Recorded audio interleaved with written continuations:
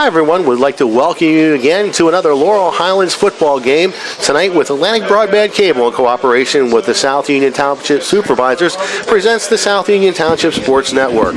Today a tape delay from the home of the Laurel Highlands High School football team here at Mustang Field. The Mustangs host the Thomas Jefferson Jaguars. Hi everybody, I'm Vince Capozzi along with Rick Frank and Jerry Dupay. Welcome aboard for tonight's WPIL Quad A football game. The South Union Township Sports Network coverage is brought to you as a joint cooperative venture featuring Township Supervisors Bob Schiffbauer, Rick Vernon, and Jason Scott, Atlantic Broadband Cable, Armstrong Cable, and the CUTV with our friends Gary Smith. Hi, I'm Vince Capozzi again with Rick Frank and Jerry Dupay. We'll be right back with the starting lineups for both of these after these messages.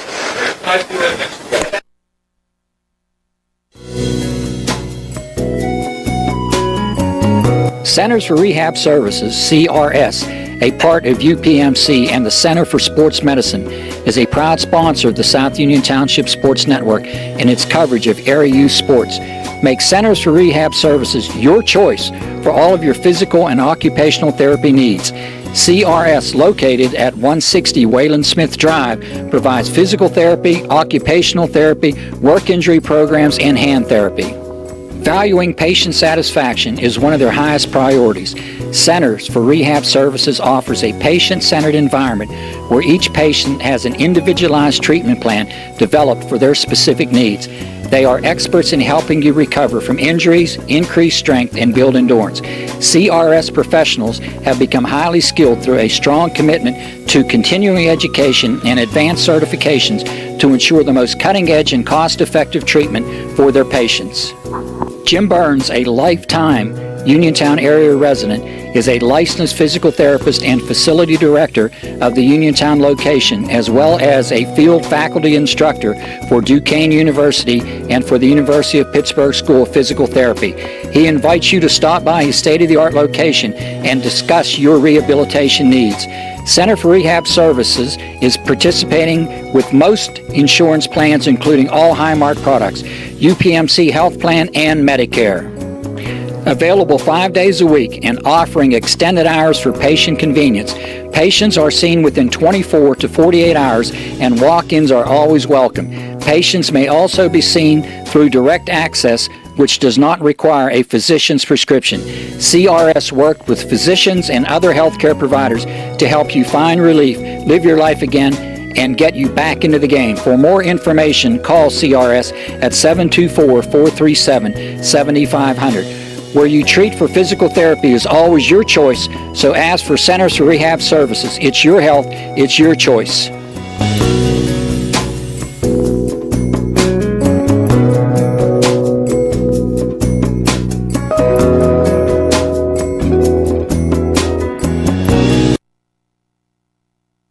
Many people unknowingly have chronic liver disease and discover it during routine blood testing. Possible causes include alcohol, hepatitis C, fatty liver, and iron overload. If left unchecked, this can lead to cirrhosis or severe liver scarring. Offer the latest testing and treatment for chronic liver disease. SWGI, Specialists in Digestive Health.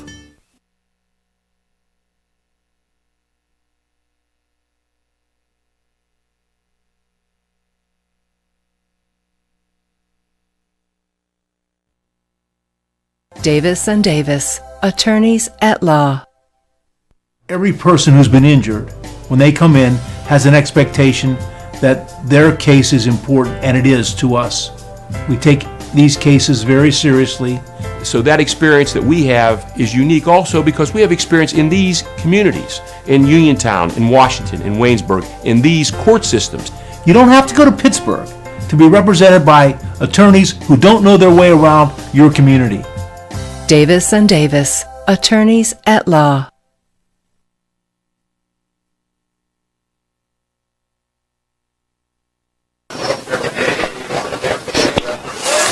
Welcome back to Mustang Field. This is Vince Capozzi along with Rick Frank and Jerry Dupay here to bring you all the action tonight as Laurel Highlands hosts Thomas Jefferson in a conference game. Hard to believe it's week 7 of the season already. Rick, let's put the teams on the field. First, let's take a look at the offense, the high-powered offense for Thomas Jefferson. Starting at wide receiver will be Dan Debner, a 6', 180-pound junior. Bowen Dane is on the other side. He's a 6', 185 junior as well. The tight end is James Martinez, 6'2", 205 junior. At left tackle, 6', 290 junior Mike Huber. The left guard is Darius Barrett. He's 5'10", 295 and a senior. The senior center is Dom Serapiglia, 6'1", 295. At right guard, we'll be looking at Logan Danielson, 6'1", 255. He's a junior. A 6'4", 280 junior Mac Duda will anchor the right tackle position. Under center will be Shane Stump. He's a 6'1", 205 junior. The fullback is Dylan Malazzi. He's a 6', 180 junior. And the fullback is Nate Weberer. He's a 6', 205 junior. So that's the offense for the Thomas Jefferson Jaguars. We'll be right back to put the Laurel Highlands Mustangs on the field. We'll do that after this. You're watching Mustang football on the South Union Township Sports Network.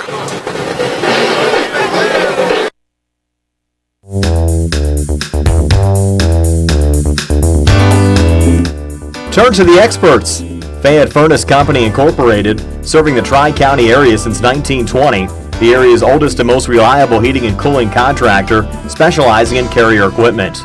Employee owned and operated, choosing Fayette Furnace Company and Carrier not only gives you over 200 years of experience, but gives you the experts to help you solve your home's comfort needs. And call Fayette Furnace Company and Carrier to solve your home comfort needs today.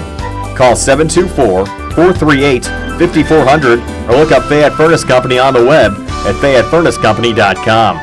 Turn to the experts, almost 100 years of serving the Tri-County area.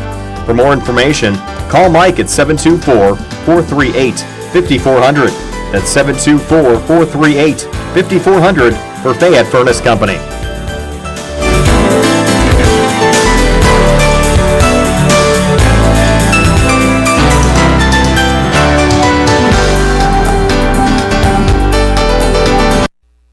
Creditors calling you day and night? Your debt overwhelms you? Although you may feel that you're in a hopeless situation, Zebley, Mahalev & White can help. We're a full-service local bankruptcy firm that knows what a difficult time this is and what to do to help you get a fresh start. Call Zebley, Mahalev & White today for a free consultation. Your hometown bankruptcy firm. Call us today.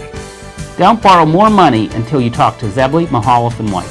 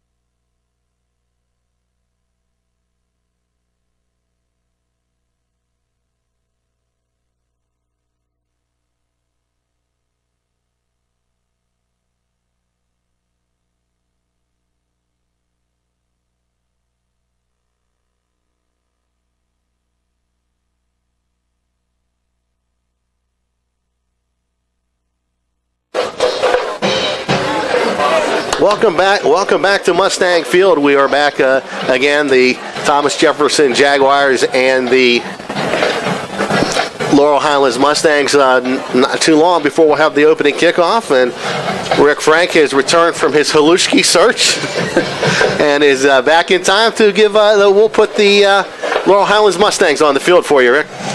Thanks, Vince. For the Mustangs, we're going to have Maurice Dunlap, James Price, and Shay Dussault on the line for the defense. The linebackers, Daniel Izzy, Jacob Hobson, Chenille Thomas, and Tyler Christopher.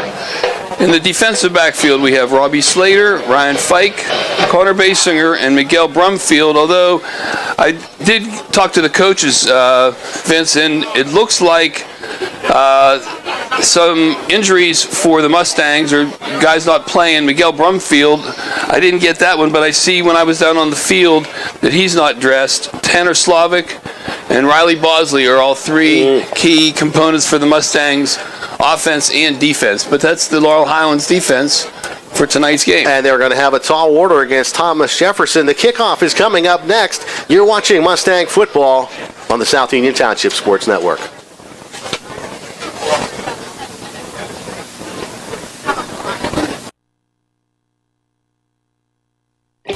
At what point did everything change? When did service get taken out of service industries?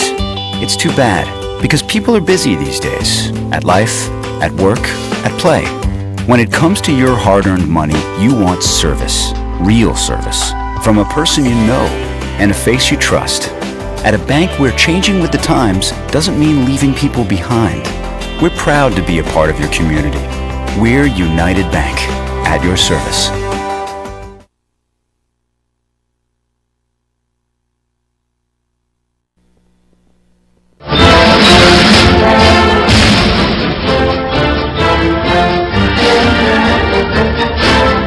Smith, Lewis & Chess, Financial Services in Uniontown, would like to wish the Laurel Highlands football team and their coaches good luck this football season.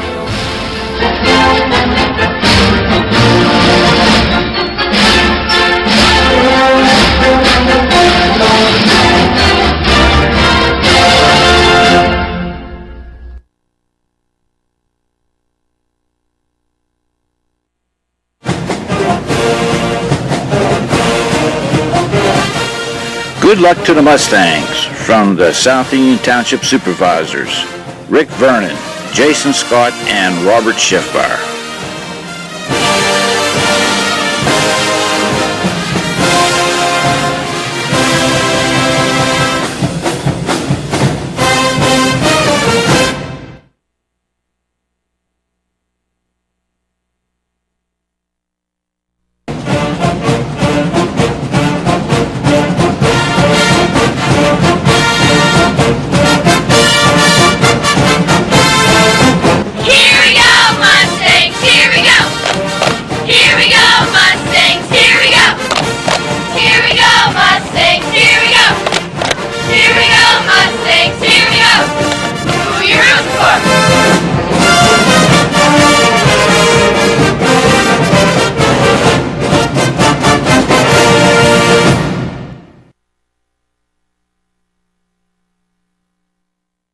Campus of Laurel Highlands High School, under the direction of Mark Santor, assisted by Lawrence Stewart. We're proud to present the award-winning Pride of Laurel Highlands, the Mustang Marching Band. The drum majors this year are Sarah Kerr and Caitlin Pike. Majorette Captain Michaela Gold, Color Guard Captain Reagan Schonelmeyer. Join the band as they play Fight Mustang.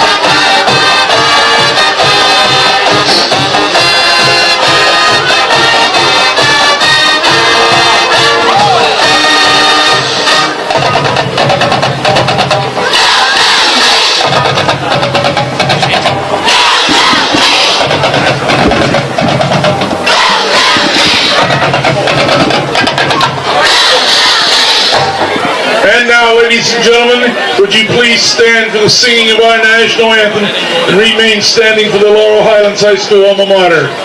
The color guard tonight is comprised of cadets from the Laurel Highlands High School Air Force Junior ROTC. To honor our veterans, the cadets are also displaying a large American flag that has proudly flown over our county and was generously donated by the United Veterans of Fayette County. Singing the national anthem this evening is Emmy Shad. And now would you join us as we honor America? Oh.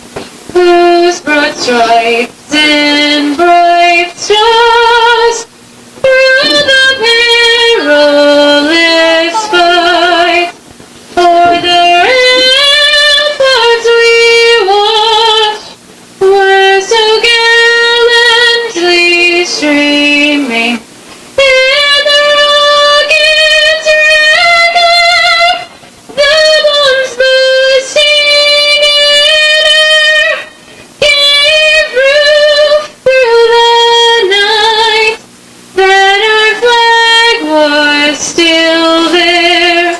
Oh, say does that star-spangled banner yet wave o'er the land of the brave and the home of the brave? Thank you, Emmy.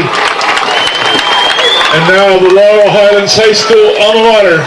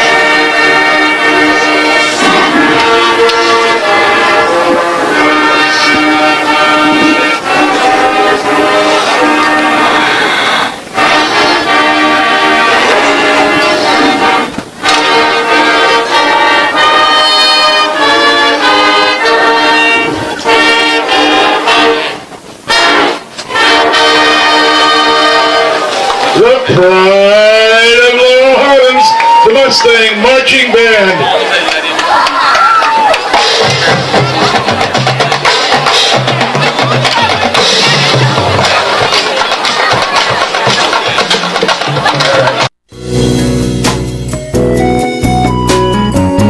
Centers for Rehab Services, CRS, a part of UPMC and the Center for Sports Medicine, is a proud sponsor of the South Union Township Sports Network and its coverage of area youth sports. Make Centers for Rehab Services your choice for all of your physical and occupational therapy needs. CRS, located at 160 Wayland Smith Drive, provides physical therapy, occupational therapy, work injury programs, and hand therapy. Valuing patient satisfaction is one of their highest priorities. Centers for Rehab Services offers a patient-centered environment where each patient has an individualized treatment plan developed for their specific needs. They are experts in helping you recover from injuries, increase strength, and build endurance. CRS professionals have become highly skilled through a strong commitment to continuing education and advanced certifications to ensure the most cutting-edge and cost-effective treatment for their patients. Jim Burns, a lifetime Uniontown area resident, is a licensed physical therapist and facility director of the Uniontown location, as well as a field faculty instructor for Duquesne University and for the University of Pittsburgh School of Physical Therapy. He invites you to stop by his state-of-the-art location and discuss your rehabilitation needs. Center for Rehab Services is participating with most insurance plans, including all Highmark products, UPMC Health Plan, and Medicare. Available 5 days a week and offering extended hours for patient convenience. Patients are seen within 24 to 48 hours and walk-ins are always welcome. Patients may also be seen through direct access, which does not require a physician's prescription. CRS worked with physicians and other healthcare providers to help you find relief, live your life again, and get you back into the game. For more information, call CRS at 724-437-7500. Where you treat for physical therapy is always your choice, so ask for Centers for Rehab Services. It's your health, it's your choice.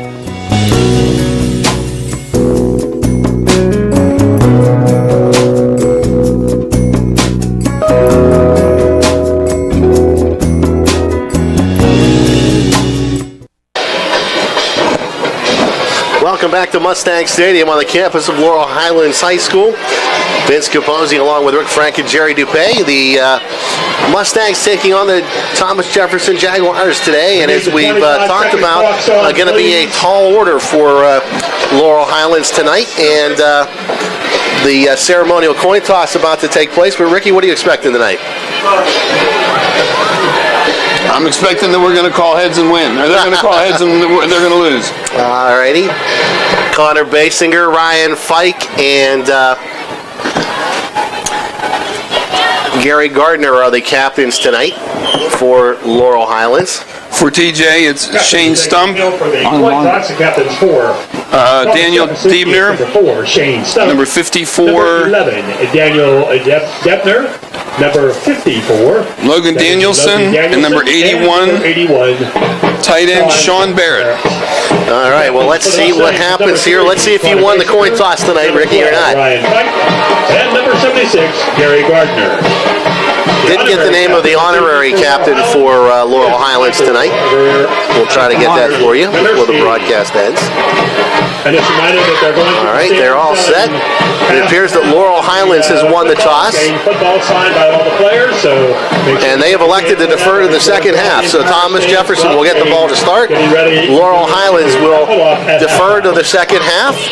So that gets everything set, Rick. So kind of surprised that LH is going to go on defense right away. I would not want to give a team that scores almost 50 points a game the ball first.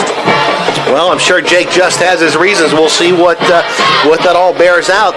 We'll see that in a few seconds. We're back with the opening kickoff. You're watching Mustang football on the South Union Township Sports Network.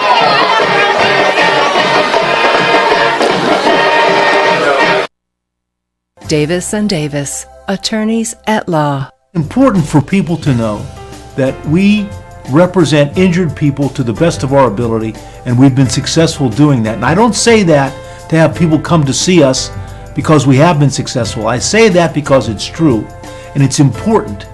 Another important aspect is the experience that we have is local experience in the court system in Uniontown, in Washington, in Waynesburg. Davis and Davis, attorneys at law.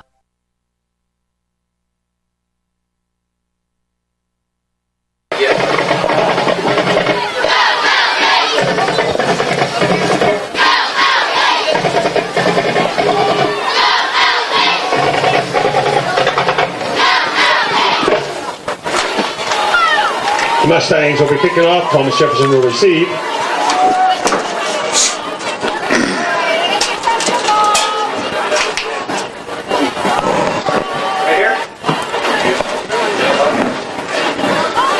I've been on. All right, we're all ready to go. Daniel Ezzy at the post to the left, ready to kick it off. Mustangs moving left to right through your living room tonight. As he puts the boot into the ball, it's a live drive kick, and it's going to come down and be fielded on the far side there. It looks like Lou Plitz with it. He's got a good running room across the 35 and out to the 38-yard line. About a 35-yard return on that. That was Dylan Malazzi on the run. Shane Strump is the quarterback. Their big back is Max Shaw.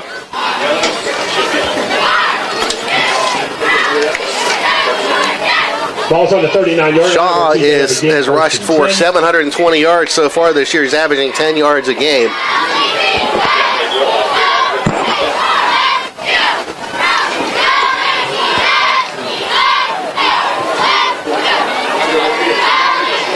All right, Thomas Jefferson. To Mr. Official. Mr. Official, I've called, made the announcements about the 25-second clocks, and no one's turned them on, so just so you know. There's a problem with the 25-second clocks. A little delay here. Okay. Well, we play at some stadiums that don't have any. Right, so usually what will happen is the back judge will do it then.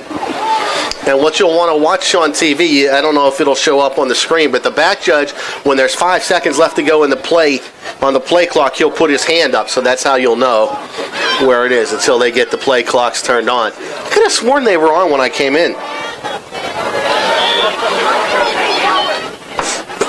All right, now we're going to get going here. I formation. Now for Thomas Jefferson. Going to go from the gun, rather. Stump. Let's see what this defer does. I'm really interested in that. Stump is going to throw. Now he's being forced out of the pocket. He's in trouble, and he's just going to whale it down there where nobody is. Just throws it out of bounds. Got a lot of pressure on the backside.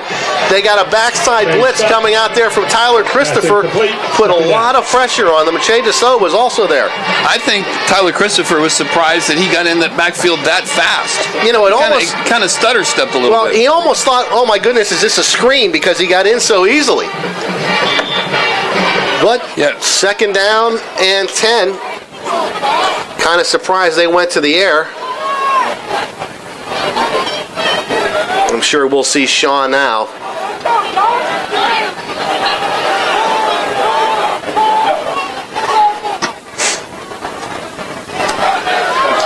Motion man near side, the far side. They'll give the ball to the second man through. And he is stopped right away. And that is Dylan Malazzi. He was going nowhere. That was a great tackle. As a matter of fact, it's a gain of maybe about 2 yards. I don't see Shaw on the field. Third down and a long 8. Check the monitor on the play. Yep, I do not see him on the field. He's on the sidelines there off to the right there. Yeah. All right. So Stump in the shotgun at third down and 9. 2 receivers to the near side. He's going to look to throw. Good time. They're going for the home run ball, going for it all. And is he out of bounds? He's out of bounds at the 25-yard line. Just ran out of real estate there on the far side for Dame Bowen. He throws a really nice ball. The receiver drifted out of bounds. Receiver took him too far out of bounds, and they stopped him. Jake just obviously showing he knows more than the broadcasters in the booth tonight. All right. In punt formation. Good snap, and it's a short kick. It's going to take a Laurel Highlands bounce, and now bounce again farther out, and so it's going to be the 33-yard line. That's where Laurel Highlands is going to put it in play when we return. 10:57 to go in the first quarter. We are scoreless on the South Union Township Sports Network.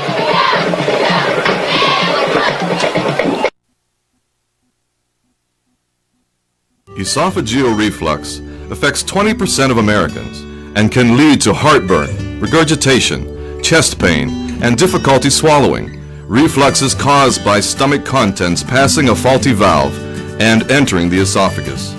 Ulcers and precancerous tissue can then form. Offer the latest testing and treatment for reflux disease. SWGI, specialists in digestive health.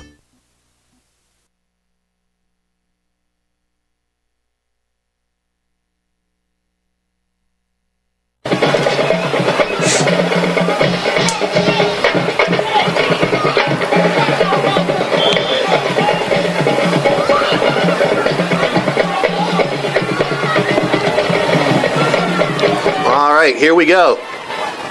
LH, their first possession. Basinger forced out of the pocket, and he's going to be tripped up at the 30-yard line. Ball's on the ground, maybe? Fumble. Let's see if they called him down or not. It looks like they're going to say he was down. Yeah, I think his knees hit. Looked like number 54. Recovered the fumble. Logan Danielson. Yep, they do give it to TJ. 54 recovered the fumble. 54 made the tackle and recovered the fumble. At first, it looked like they weren't going to give it to him. Check the monitor. But they do. It's Logan Danielson that made the... You'll be able to see that on the replay that our maestro Jerry will have ready. Looked like the backside pressure knocked the ball out from Connor's hand. Malazzi with it off the right side, breaks the tackle. Deso at his ankles, breaks that tackle. 10-5. Does he get to the pylon? No, he's out of bounds at the 1-yard line. 1-yard line is number 23, Dylan Malazzi. For Thomas Jefferson. Over on the far side, it looked like Jake Popson was there to knock him out of bounds at the 1-yard line. And what did we say was going to be one of the keys to the game when we were on the WMBS pregame show, Rick, was not to turn the ball over. Sounds easy. 22-yard pickup there. All right, they'll break the huddle. They'll go from the I formation this time. Stump is going to be under center. Nate Whittaker is the fullback, but they'll give it to Malazzi, and he doesn't get there. He does not. He gets back to the line of scrimmage, and that is it. Deso was able to slow him up a little bit, and that got him into the line. That gave them enough time for LH to make the tackle. Coming up to help on that was James Price. Well, there's some reason why Malazzi is starting and not number 1, Max Shaw. Max Shaw is by far the leading rusher for the TJ. And we were not given any indication that that was going to happen. The TJ Jags. No, matter of fact, I got an updated starting roster today from Coach Cherpak. Right. High formation receiver to the far side. Malazzi will try it again. He's stuck. He's in there. He got in there. We stood up at the line of scrimmage, kept his feet going, and he's in for the touchdown. The Jaguars. So again, that at the 9:42 mark. On the kick is A.J. Mashenko. From the post to the left. Captain, yes, point will be number 80, A.J. Mashenko. Right-footed soccer-style kicker. Ball is down. He breaks it up, and it is up and good. So they'll come back up the field with 9:42 to go. Thomas Jefferson has broken the seal on this game. They lead it 7-0 over Laurel Highlands. You're watching the Mustangs on the South Union Township Sports Network.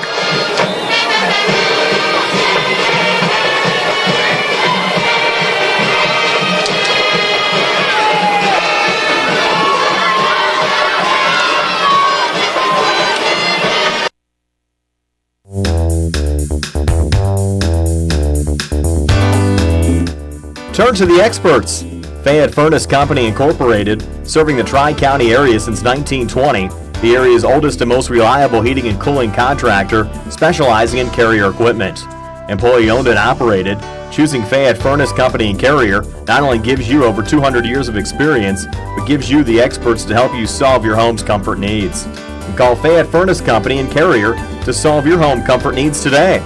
Call 724-438-5400 or look up Fayette Furnace Company on the web at FayetteFurnaceCompany.com. Turn to the experts, almost 100 years of serving the Tri-County area. For more information, call Mike at 724-438-5400. That's 724-438-5400 for Fayette Furnace Company.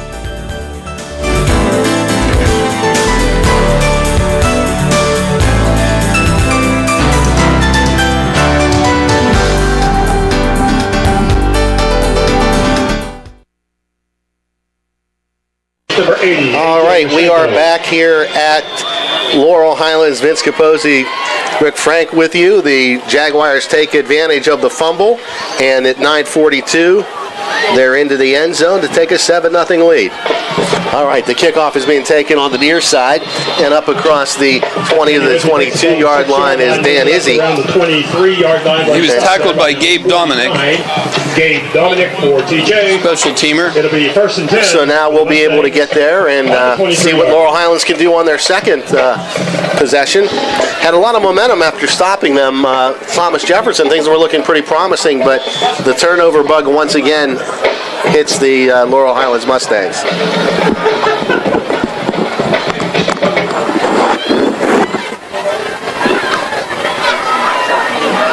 All right, Basinger to Shea Deso. Deso across the 30 and out to the 32-yard line. We'll see where they mark it. It looks like it's going to be the 32-yard line. So that'll bring up a second down, and they're going to give him 4 out to the actually out to the 27. Vince. So out to the 27, second down and 6 for Laurel Highlands.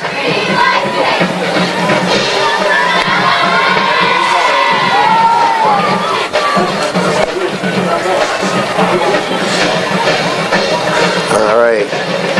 Sammy DiPaolo leads them out of the huddle. Basinger keeps it. No. Gets across the 30 and out to the 33-yard line. Almost to the first down. Yeah. Down there in the arms of Deron Van Bibber. To the 32-yard line. Third and 1, it looks like. So make it 3rd down and 1. Would be great if the Mustangs could move the sticks right here.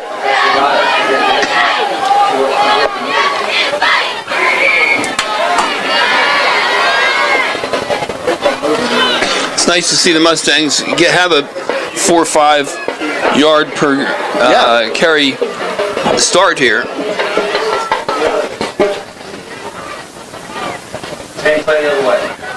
Basinger keeps it, and he's going to be pushed back. His forward progress might have gotten him back to the line of scrimmage. No, I believe he lost a yard. Yeah, he will lose the yard. It's 3rd and 1. Now it's 4th and 2, and we'll see what Jake Just wants to do here. They haven't changed a lot of personnel yet. Look at the yardstick. I think they're going for it. Well, I think they feel like they're behind the 8 ball and have to make some kind of play. They can't wait for the play to come to them. All right, 2 receivers to the top of the boundary, 1 to the near side. Basinger, a little slant pass is incomplete. He had Ryan Fike out there, but the pass was delivered a little bit too low. Ryan couldn't get his hands under it, and so that means the ball will go on downs to Thomas Jefferson again, and this time it will be at the Laurel Highlands 32-yard line. Connor was sort of backpedaling there, and he really didn't set himself to give himself a good chance to throw that ball. Right, he couldn't step through it. Then he short-armed it. Ryan Fike could have leaned over. The pass been in his gut. He could have leaned over. He might have got tackled, but he wouldn't have had the first down. That was a big play. Okay, so here we go again. And again, no Max Shaw. Stump sets his team. 2 to the top of the boundary, 1 to the near side. Stump will throw again. 3 receivers in the pattern. Goes underneath, almost intercepted. Shea DeSoto had a really good break on that. Thought he was going to get it. And we want to welcome everyone else who's listening now on WMBS with the high school sports night. It is 7-0. Davis and Davis bonus coverage here. Vince Capozzi and Rick Frank with you. Thomas Jefferson leading 7-0. And the Jaguars took the lead following a Laurel Highlands fumble. And they were able to take it in with 10 yards in about 3 plays, with Dale Mazzoli taking it in for the touchdown, and the extra point made it 7-0, and that was at the 9:42 mark.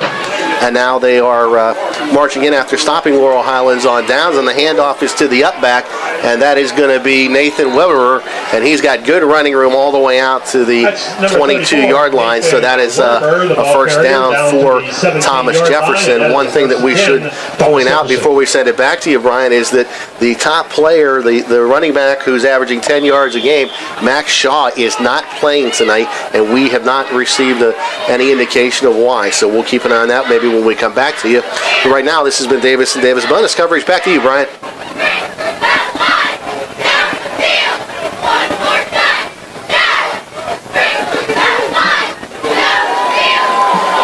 Preston Zander on the end around, and that really didn't fool a lot of people coming up there to help on making the tackle. Christian Burchick was there. Preston Zander, the ball carrier. Stopped by the Mustangs, number 28, Christian Burchick. Gain of about 5. It's a 2nd and 5. Trying to see what they give him. 5 yards on the play, so that'll be 2nd down. It looked like he got more yardage than I thought he got there, Ricky. That was actually Zander that ran the ball. Right.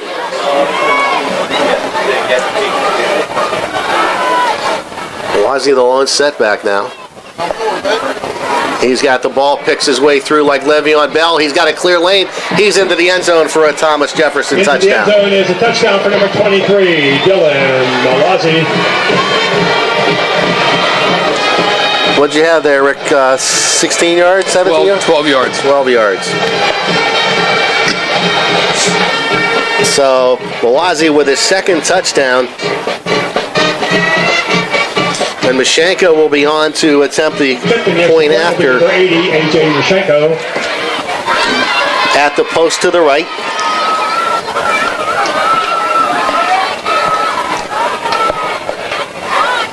And Mashenko approaches it, kicks it high enough, good enough, and straight through. So they'll come back up the field. Thomas Jefferson now leads Laurel Highlands 14-0 with 6:11 to go in the first quarter. We'll be back. You're watching Mustang Football on the South Union Township Sports Network.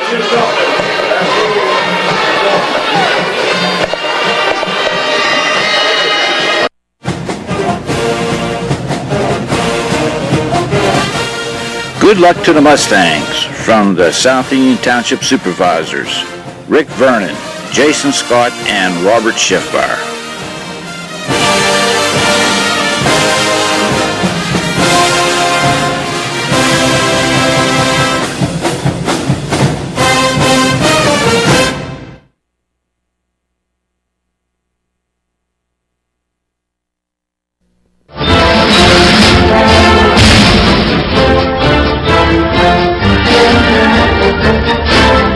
Smith, Lewis & Chess, Financial Services in Uniontown, would like to wish the Laurel Highlands football team and their coaches good luck this football season.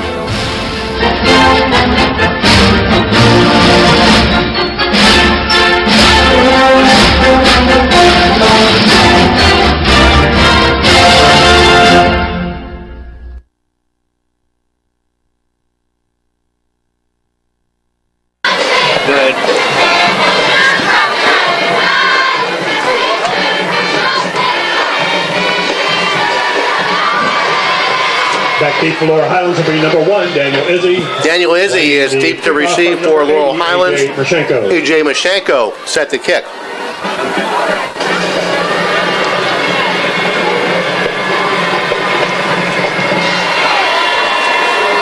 End over end kick.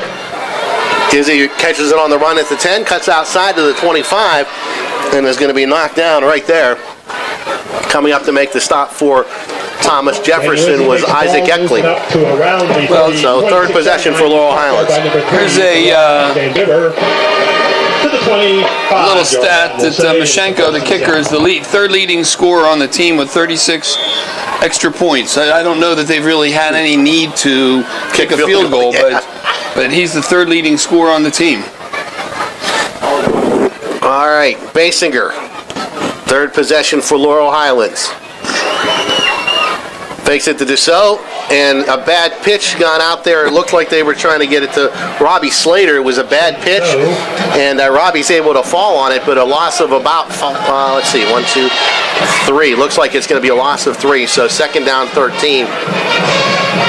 Correction, it was Robbie Slater.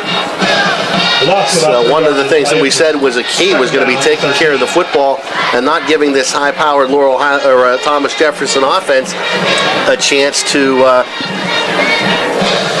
have the ball for a long period of time or on the short field. Second and 13 now, Basinger. Dussault, the lone setback. He's got 2 men in the slot. Man in motion. Basinger's pass is incomplete. Too high.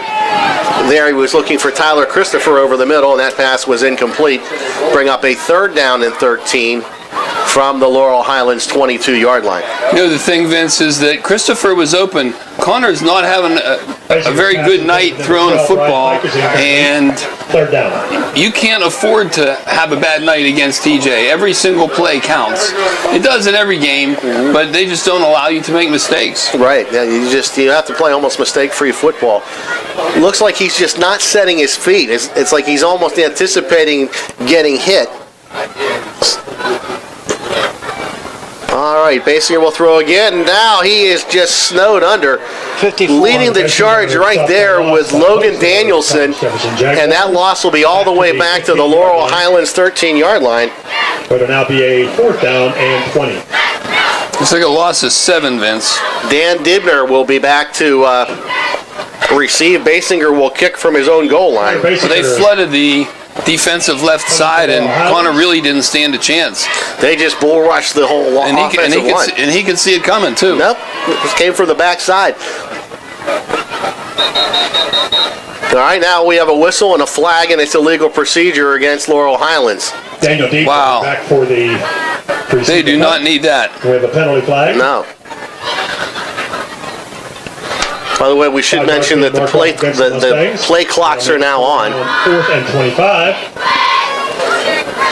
So that's going to take them all the way back to the 9-yard line. Actually, the 10. Make it 4th down and 25. Back to receive the punt is Daniel Diebner. High snap. Connor's able to get it off. It's a line drive kick. It will take a Laurel Highlands bounce, get to the 35, and be down there at the 36-yard line That is down at the of Laurel Highlands, so that's where the begin first and 10. Thomas Jefferson Jaguars will put it in play, leading 14-0. Well, that was not his best punt, but it turned out okay when it started rolling forward and toward the sideline. Well, Diebner was not about to go after it right there, and it just took a football bounce and went Laurel Highlands' direction. In fairness to Connor, the snap was high, and he had a whole bunch of white jerseys and black helmets heading right for him, so he had to kind of hurry that one, so a pretty good job to get it out now. I formation, receiver to east boundary, Stump under center. Stump, three-step drop, going to throw it out into the flat. That pass is complete to Dan Diebner, and Diebner down to the 20, down to the 18-yard line. And it looks like they're making the tackle would be Robbie Slater. 8-yard line, one stop there by number 3, Connor Basinger for Laurel Highlands. Second down and 2. So second down and 2. That's Stump's first completion. 14-0 Thomas Jefferson, but they have not done it in the way that you would have expected. Stump under center. Stump is going to keep it. He's going to roll to the right. He's got running room. He's got a man open in the end zone, and the pass is going to be caught for a touchdown. Into the end zone for the touchdown. And by Diebner. And that looked like Diebner on the far side. He had it.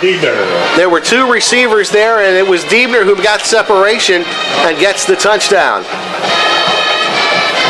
So a 28-yard pass.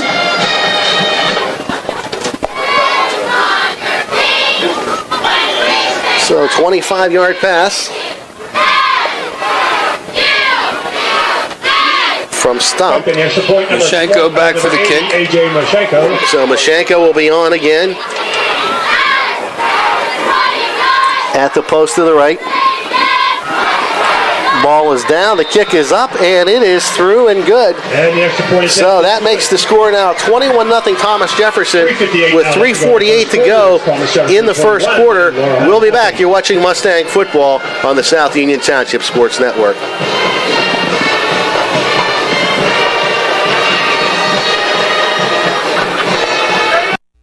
Just sit right down and you hear a tale of a fateful call. You better pay those bills right now or you take a mighty fall. He really didn't know what to do, so he turned to those who did. Zeppeli, Mahalev, and White, your bankruptcy crew, your bankruptcy crew. So no matter how deep in debt you are, if your back's against the wall, Zeppeli, Mahalev, and White, just give them a call.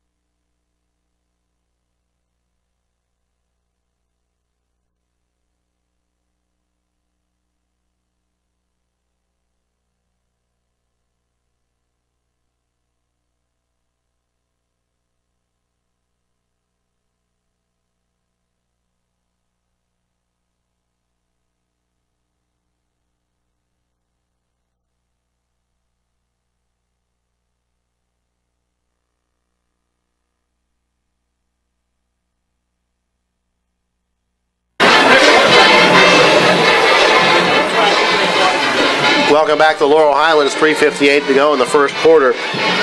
Thomas Jefferson has opened up a 21-0, or yes, a 21-0 lead. And going back to Rick, their longest drive has been 34 yards. Yeah, Laurel Highlands has kept on the ball, has not moved the ball over the 50-yard line into TJ territory. And you can't do that. And Laurel Highlands has a tough time coming back, so. All right, Mashenko kicks it high end over end. It'll come right down to Izzy. Izzy at the 5, 10, 15, cuts outside inside the 20, back inside at the 25, and down there in the arms of Connor Murga. I just did a little investigative research, Vince, and it turns out that Max Shaw has a hip pointer and is not playing. He's dressed almost and warmed up almost as a decoy. Maybe he was a game time decision. It could have been. But he certainly was a decoy, and that's got to be frustrating for a a runner like Shaw, who is especially a senior. He's a senior, and so they'll probably put him on the shelf for a week or two. But he's certainly a decoy during warm-ups. Absolutely. We were giving him every indication he was going to start tonight. All right, DeSoe, good running room across the 30. DeSoe from Laurel Highlands. And he's down there in the arms of Dylan Malozzi. Second down and 5. 5-yard pickup. So, second down and we'll call it 5. I think against this team, if we could pick up 5 yards a carry, I think Coach Justin would be happy about that, but let's see. Well, I think, you want to at least be able to move the sticks a couple of times and tilt the field, make them go a longer way. Connor keeps Basinger kept the ball. Looked like he wanted to pitch it to Ryan Fike. Never got the chance. He was wrapped up and down. He lost 6 on the play. So that'll make it third down and 11. Connor's having a night like to 25. Connor's having a night like he had a couple weeks ago. He has negative 7 yards rushing so far in the first quarter.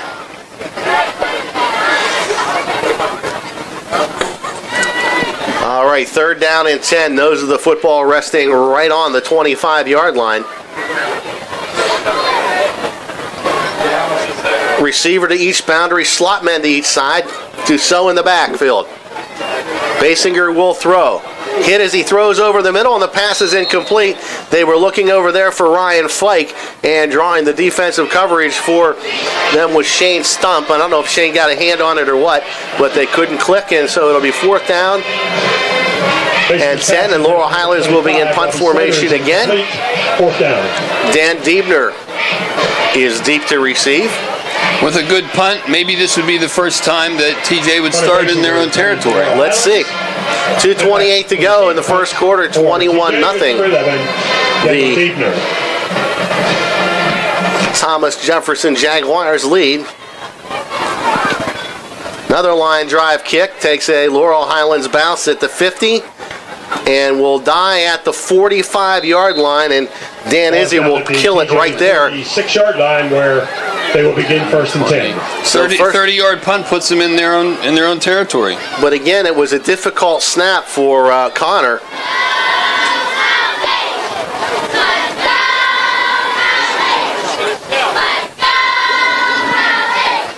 Although I will say on offense, Tanner Slavic is out for this week, and CMD Polito, a freshman, has done a nice job. There really has been no change having DiPolito in there. All right, motion man to the near side. Stump will throw again, going long. He's got 4 guys out there and laying out to try to catch the ball, but unable to grab it. On the far side of the field is Bowen Dame, so that pass will be incomplete. Just off his fingertips. You talked about Sammy DiPolito, or as his father says, DiPolito. I know the family very well. His father was one of my closest friends, Angelo DiPolito, who many of you may remember was the head football coach at Guyable Catholic for many years. So this is his grandson playing, but Brian, the only member of the family that goes by DiPolito, reminded me of that right before the game. 2 receivers to the near side on second and 10 for Stump. Stump is going to give the ball to Malazzi, and he is stood up right away. Looked like Robbie Slater got his hands on him. And so make it third down now and 9. Dylan Malazzi, the ball carrier. That's going to gain him about a yard. It's a third and 9. So third and 9. Chance maybe for Laurel Highlands to stop them for the first time since the first possession. Well, one thing I'll say, watching Shaw, he had half of his passes were incomplete, but I tell you what, he sets his feet and throws the ball like a college quarterback. It's a nice spiral. Nice, smooth delivery. And he's only a sophomore, or a junior rather. Pass is incomplete over here in the they were looking over here in the sideline for Dylan Malazzi, and that pass was incomplete. So now it'll be 4th down, and for the second time tonight, Thomas Jefferson has to punt. And I wonder how many teams have made Thomas Jefferson punt twice in the same quarter. Yeah, I don't have any stats on punts for TJ. He can't have punted very many times this year, but on that pass, I'm sure Jerry will have a replay. Shaw was sick with himself. He missed that wide open guy in the flat, and had Malazzi in the flat, and could have been a gainer probably for a first down.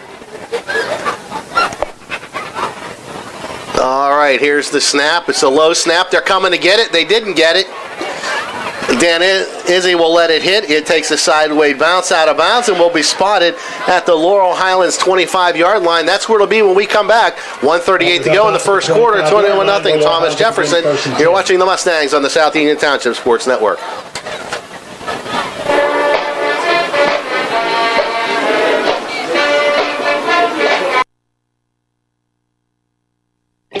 At what point did everything change? When did service get taken out of service industries? It's too bad, because people are busy these days. At life, at work, at play. When it comes to your hard-earned money, you want service. Real service. From a person you know and a face you trust. At a bank where changing with the times doesn't mean leaving people behind. We're proud to be a part of your community. We're United Bank, at your service.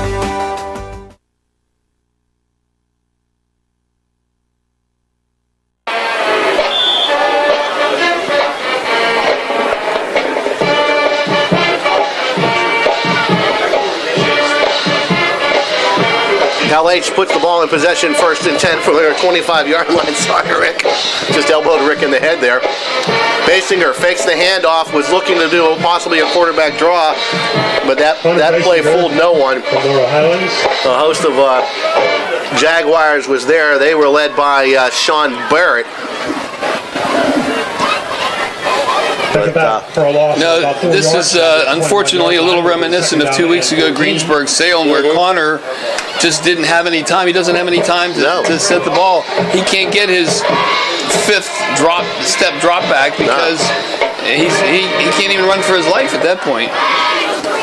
He lost 4 on the play. 2nd down and 14. Receiver to each boundary.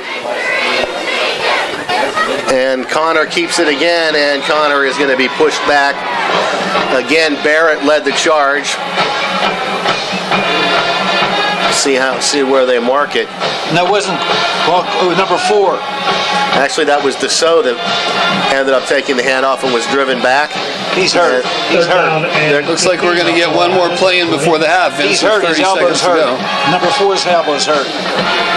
Look at the monitor. And it looks like Deso is a little shaken up, and they're going to have to run one more play. Shea Deso does look a little. He's shaken up. All right, Basinger to pitch to the near side. That's Fike, and Fike is going to be run out of bounds right away at the 22-yard line by Sam Stump. And that should be it for the quarter. Takes the ball to about the That's it. The first chapter in our novel has been written. And that ends our first. So far, we don't like the plot. Thomas Jefferson 21. Laurel Highlands nothing. You're watching Mustang football on the South Union Township Sports Network.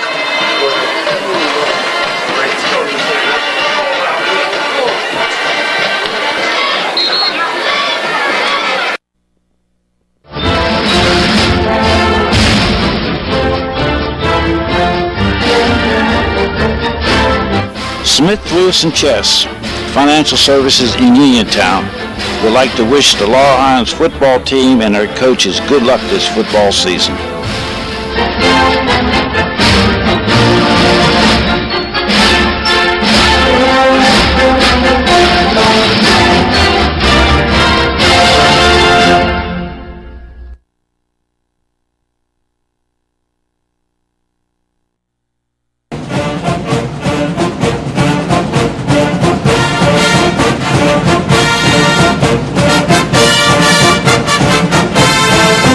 Here we go,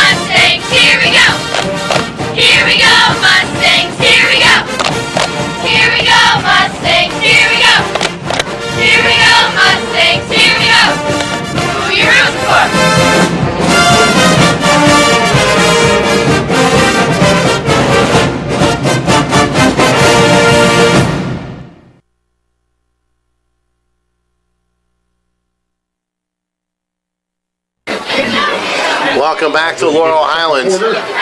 Mustangs facing a 4th and 15 from their own 21. So Connor Basinger in punt formation. Dan Diebner back deep to receive. We talked about Shea DeSoe being a little shaken up on the play. Eye in the sky, Jerry Dupay tells us that it was he was holding his elbow, so we'll keep an eye on that. I think it was left elbow. Basinger again with a long drive kick.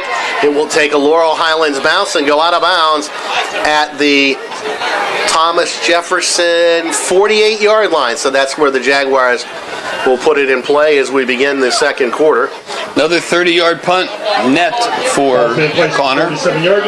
That clock is not, the game clock is not right. They didn't start the game clock. Yeah, the game start was not started on the kick, and the snap should have started it. I don't think anybody's noticed it yet. I'm surprised that the TJ coaches haven't said something. Oh wait, now they caught it.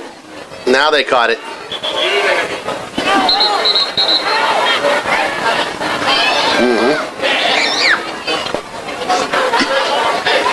There'll be a huddle here of zebras. Yeah.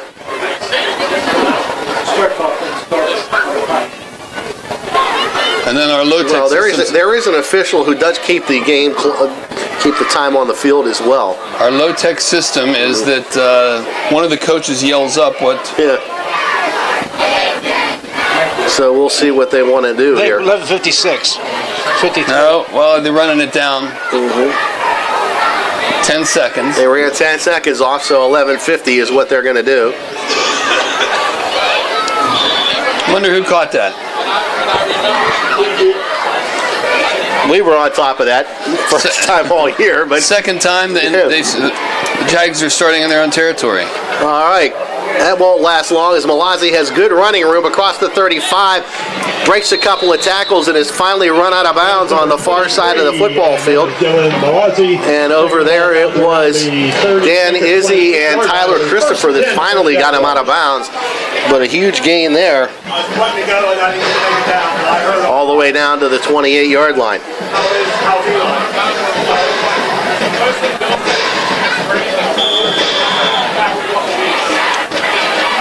So 7 carries, 62 yards for Malazzi. Malazzi, the 5'11", 175-pound junior. I formation, 2 receivers to the top boundary, 1 to the near boundary. Stump is under center. Motion man coming far side, the near side. Student body right for Malazzi. Malazzi across the 20 and down to the 17-yard line. Very close to a first down there for Thomas Jefferson. And it's just amazing to me, Ricky, how year after year after year, Bill Chirkbeck turns out these amazingly strong, dominant football teams. It's been going on ever since I've been broadcasting. I tell you what, there was I don't know if he would have been stopped, Malazzi would have been stopped, but there was a beautiful block up front there by Nathan Wordberger to allow Malazzi to get 10. Stump is going to throw this time. Going to come out on the flat, and the pass is complete there to Malazzi. Malazzi trying to break a tackle, but he is wrapped up by Connor Basinger, and Connor was not going to let go for dear life. Is able to wrestle him down. It looks like they're going to mark it about the 9-yard line. 12-yard pickup. 9? Down to the 7-yard line. Actually, they're going to put it at the 7. That's Malazzi's first reception. Good coverage downfield. They had the wide receivers all covered.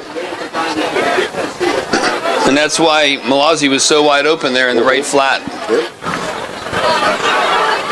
10:15 to go. Thomas Jefferson leading by 21 here in the second quarter and trying to make it more. Stump will throw. Now he pulls it down. Busted play. He tries to get the ball and throw it over there to Diebner. That pass was incomplete, and not everybody was on the same page. I don't know if they were even in the same book on that one. Yeah, Diebner wasn't really expecting it, but Penalty. I think Penalty. There's a flag. And we've got a flag on the play. Let's see what we've got. It's on the near side. And the referee is who usually marks off the penalty, is it facing Thomas Jefferson's way. So we're going to say it's against Thomas Jefferson. It is, and it was an ineligible man. Downfield. There's a little bit of a break. An ineligible man downfield. It was really, as I said, that play just was busted from the start. I don't think that everybody knew what was going on. Stump, as he rolled out to the right, was actually trying to direct traffic. I think it was supposed to be a handoff, and when he turned around, the running back wasn't there. Stump so far is 3 for 8 for 48 yards. All right, first and 12. Malozzi has it again, breaks a couple of tackles, and is down to about the 4-yard line. Making a nice stop there for Laurel Highlands was Gary Gardner. Second and goal from the 4. Malozzi, 9 carries for 80 yards for a 11-yard average.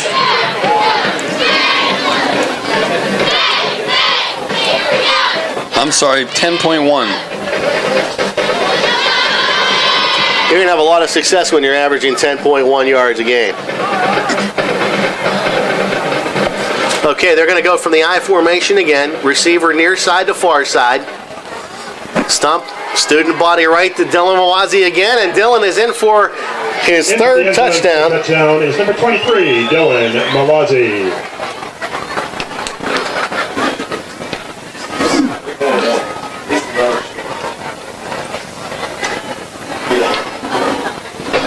So if they give him a 3-yard run there, Ricky?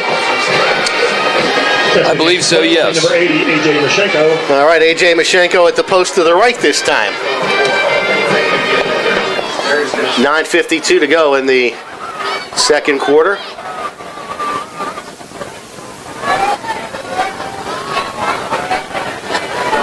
Mashenko. Kick is up and good. So they'll come back up the field. Thomas Jefferson 28. Laurel Highlands nothing. TJ 28. We'll break. You're watching Mustang football on the South Union Township Sports Network.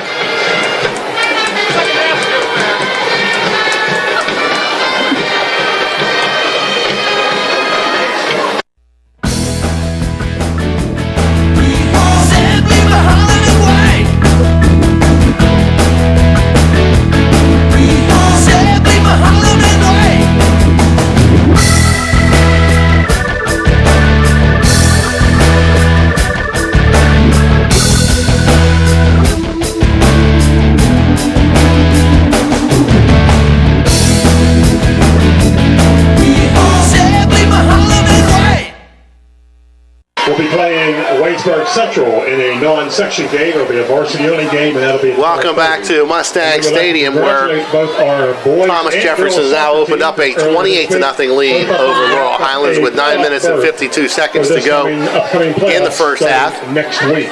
So A.J. Mashenko set to kick off. Dan Izzy is back,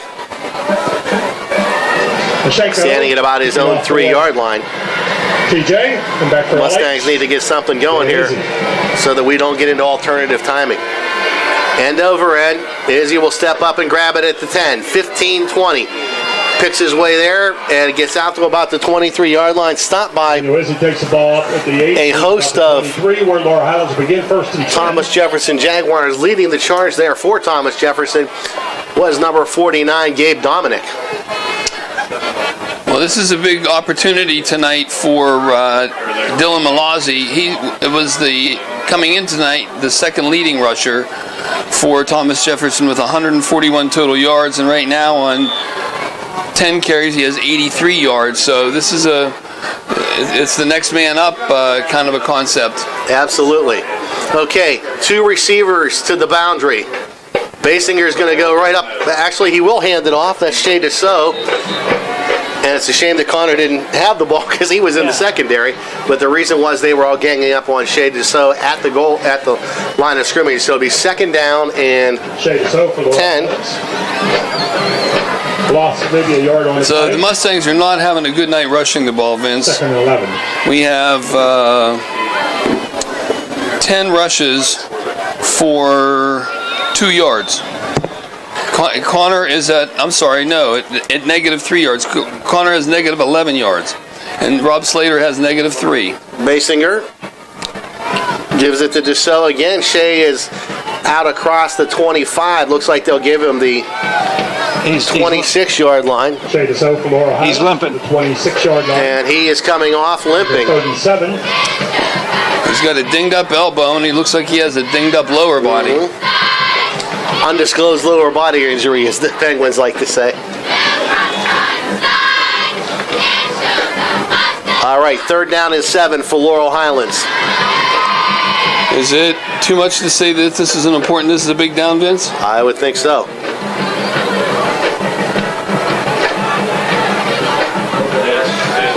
Basinger gets it outside. Robbie Slater across the 30 and out to the 31-yard line. He'll be shy of the first down.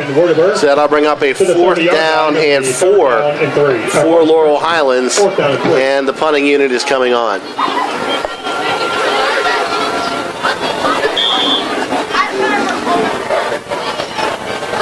Again, the Mustangs have not been able to move the ball, move the sticks to get it into Jaguar territory. Very tough to win, to score points if you don't get on the other side of the field. Absolutely. Basinger, more time, better chance here. Drives Diebner back. He'll let it hit. It will take a Laurel Highlands bounce. A bounce right into the hands of Tyler Christopher. He'll down it right there at the 42-yard line. So that's where Thomas Jefferson's going to put it in play. Nice high 27-yard punt. No return.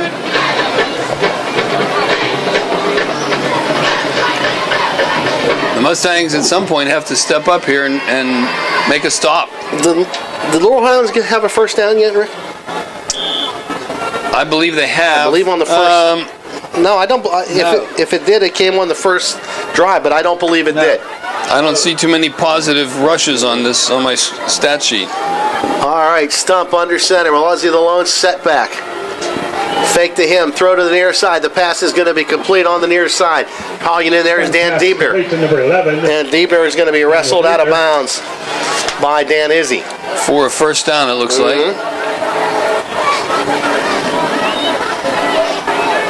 Into Mustang territory to the 48-yard line, where it's a 1st and 10. Thomas Jefferson.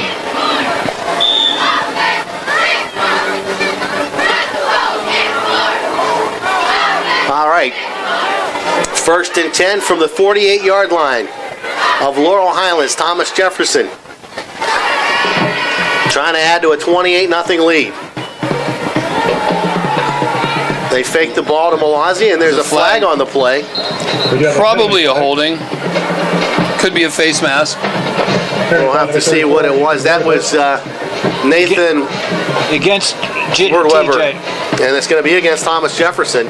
Just the second penalty on Thomas Jefferson tonight. Actually, no, it is going to be a face mask. You were right, Ricky. A face mask on Laurel Highlands.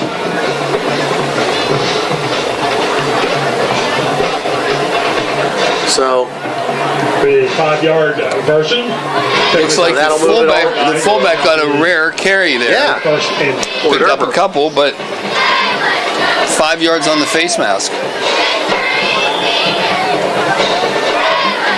1st down and 3. Actually 2.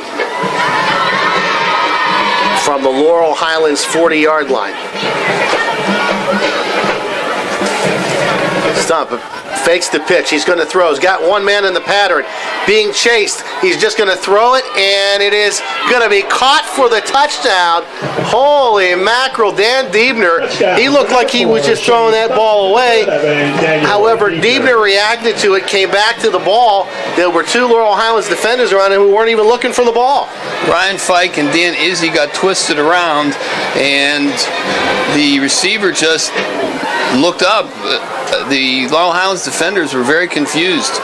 So that's Diebner's second touchdown. 40-yarder. The nearest point will be number 80, A.J. Mashenko. Mashenko will be on again to attempt the extra point. We want to welcome everyone who's listening to us on Davis and Davis bonus coverage on WMBS. Snap comes down. Mashenko's kick is going to be up and good. So with 7 minutes and 17 seconds to go in the second quarter, Thomas Jefferson has opened up a 35-0 lead over Laurel Highlands. We'll take a break. You're listening to the Radcliffe Law Firm High School Sports Night on WMBS, and you're watching Mustang football on the South Union Township Sports Network.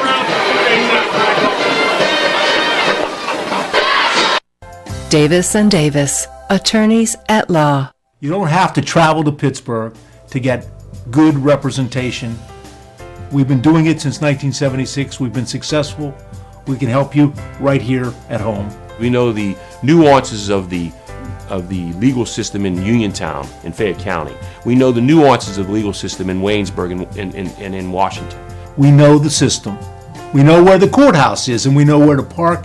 And at our office, you can park for free. Davis and Davis, attorneys at law.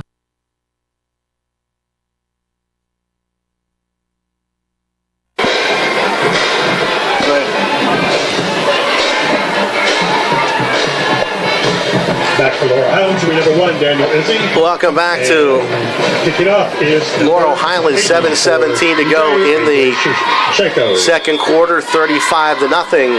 Thomas Jefferson leads the Laurel Highlands Mustangs. Want to welcome everybody listening tonight on WMBS. A little Davis and Davis bonus coverage for you tonight of the Jaguars and Mustangs. Mashenko, line drive kick. And it will be fielded by Dan Izzy. Does a tightrope along the goal line. Gets out to the 20 and out to the 22-yard line before he's run out of bounds on the far side of the football field. So Laurel Highlands will put it in play again, having not gotten a first down yet tonight. Well, for TJ, it's been kind of a three-pronged attack. Shane Stump hasn't carried the ball, but he has 148 yards on the ground. He's the leading, he's a passer. The leading receiver is Dean Diebner. He has 3 receptions for 78 yards and 2 touchdowns. And the running back, who was a little bit of a surprise to us, number 23, Malazzi, he has 83 yards and 2 touchdowns. All right. And it's going to be illegal procedure against Laurel Highlands. Motion man took a step forward before he went in motion. And you can't go forward, you got to go diagonal. So that'll be a 5-yard mark off against Laurel Highlands. Or are they going to get off? Oh, yeah. Wow. Well, we're keeping the record intact there, Ricky. We're wrong again. 5 yards against Thomas Jefferson for violating the neutral zone. I didn't even see anybody look like they jumped, did you? I didn't. They may have been lined up in there. And that would have had to be because it didn't look like anybody came across. Well, when Laurel Highlands gets a first down, it'll be their first one in a quarter and a half. It's not been very productive for the Mustangs. Well, there's a good chance to get it here. 1st and 5. They've got 4 cracks to get 5 yards. Man in motion to the near side. He'll get the pitch from Connor Basinger. That's Robbie Slater. Slater can't get to the corner, and he's going to be brought down at the 25-yard line by Dylan Malozzi. Dylan Malozzi closed from the center of the field on that little pitch out to the left, and he can move. That looked like it was going to have some good running room as Robbie tried to turn the corner, and all of a sudden, Malozzi was right there. So no gain, 2nd down and 5. I thought that was a well-conceived play. It was just blown up by a spectacular athletic move on the part of Malazzi.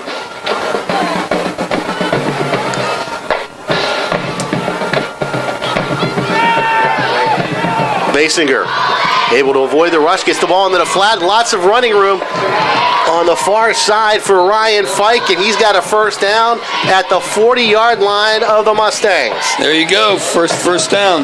Nice job by Connor there to get rid of the ball. There was a blitz coming right up the middle. He was able to stay calm, step up in the pocket, and find his safety valve. And he was able to get it and get out there for the first down. Laurel Highlands' first down. Well, this is a very important drive, Rick, because if Laurel Highlands can punch it in, it keeps us out of alternative timing in the second half.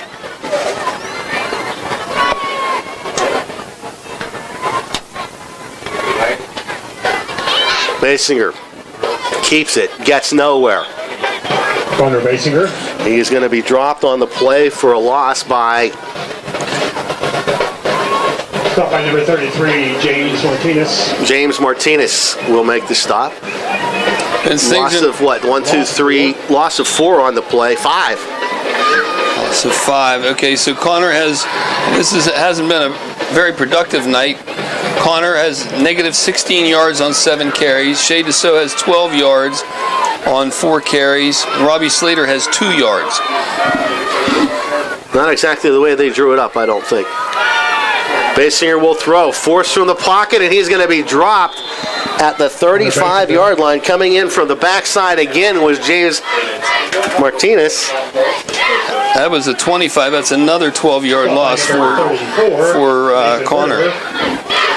So that'll make it now 3rd down and downtown Uniontown to go, I think. Well, the Mustangs have turned the ball. They've punted 4 or 5 times, turned the ball over on downs twice. Turned it over on a fumble. Turned it over on a fumble. So that's a recipe for 35-0.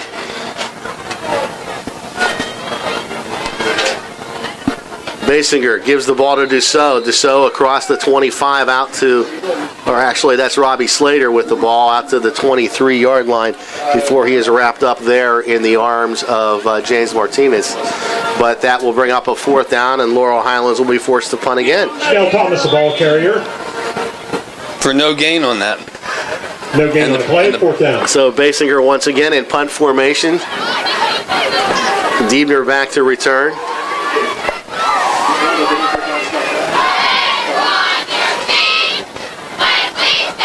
Basinger, line drive kick across the 45, and will be down at the 43-yard line. Coming up to do that, Ronnie Romsberg makes the down there on the play.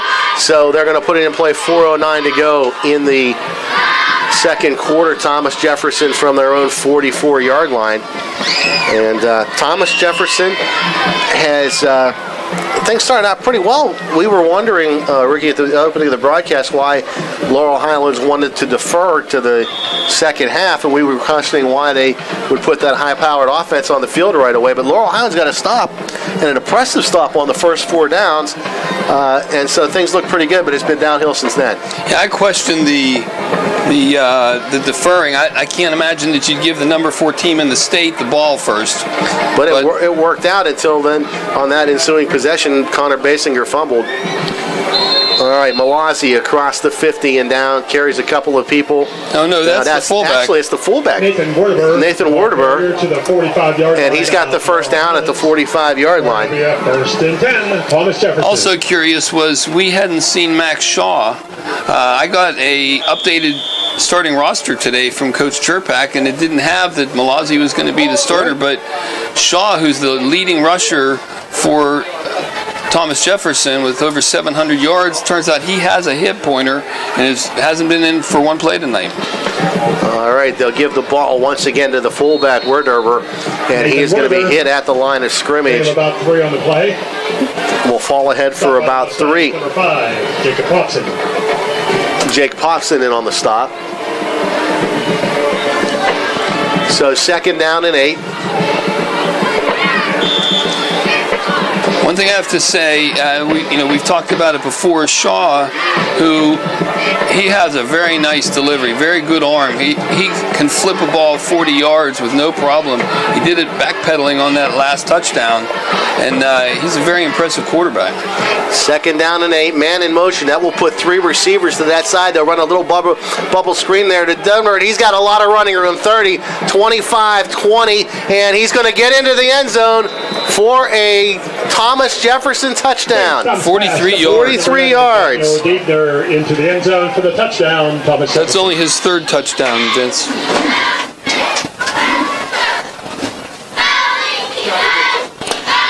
Yep, Malazi has 3, and now Diebner has 3. Diebner's touchdowns were receptions of 25, 40, and now 43. The point is number 80, A.J. Mashenko. Mashenko at the post to the right. It will come out of a Diebner hold.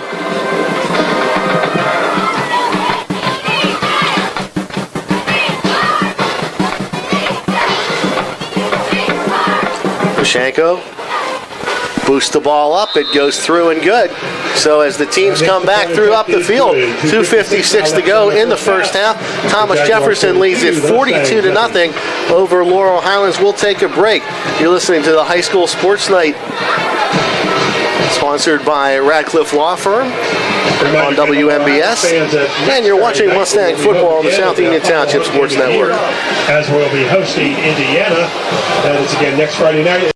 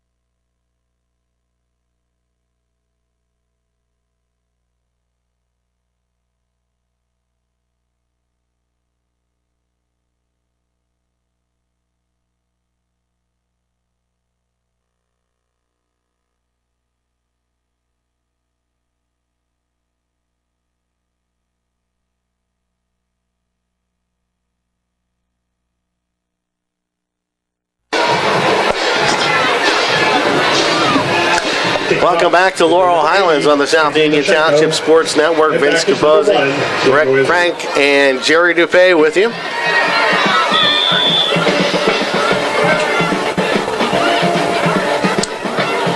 AJ Mashenko is ready to kick again. Dan Izzy is back to receive.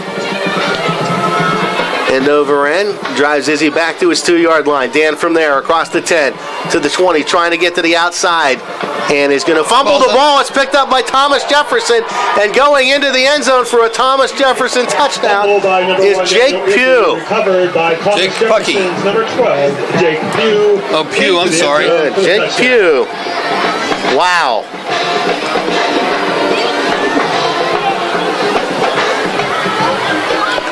Izzy got gang tackled there, and the ball got stripped out, and Pugh, it bounced twice and right into his hands. So they'll score 2 touchdowns 10 seconds apart here. Attempting the extra point will be number 80, AJ Mashenko. Mashenko at the post to the right.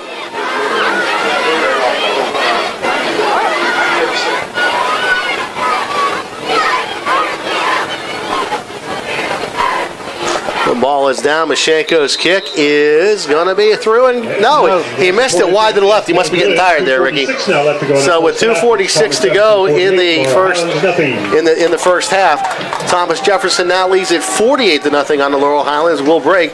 You're listening to.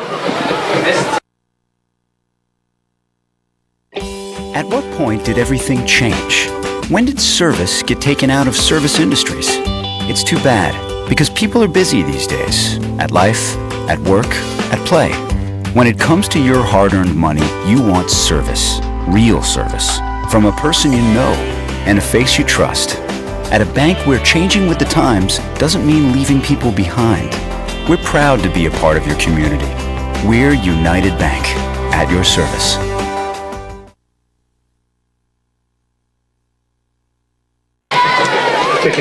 Welcome back to Laurel Highlands. Vince Capozzi, and back again for Laurel Rick Frank, Jerry Dupay with you. Some Davis and Davis bonus coverage on WMBS. And welcoming again all of our faithful viewers on the South Union Township Sports Network. We'll try this again once more with feeling. Mashenko will kick. Izzy back at his own 2-yard line. Mashenko. Short kick this time. Izzy at the 10, 15, across the 20 and out to the 25-yard line. 6-yard line to around the 24-yard line. We'll see where they mark it. 24. They're going to put it on the 24-yard line, so that's where Laurel Highlands puts it in play. 1st and 10 with 2:43 to go in the first half. A half that has been all Thomas Jefferson. It really shouldn't be a surprise. Coming into tonight, Diebner had 32 catches for 818 yards. Malazzi had 140 yards rushing, although Max Shaw was the feature back for the first 6 games. Yeah, you think, well, we catch a break here because their best runner is going to be out of the game. They're saying Max who right now? Looks like Shea Deso.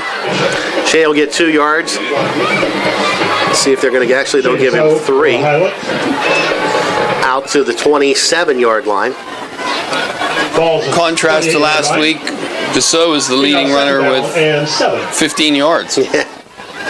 Right now, the Mustangs have negative 13 yards rushing as a team.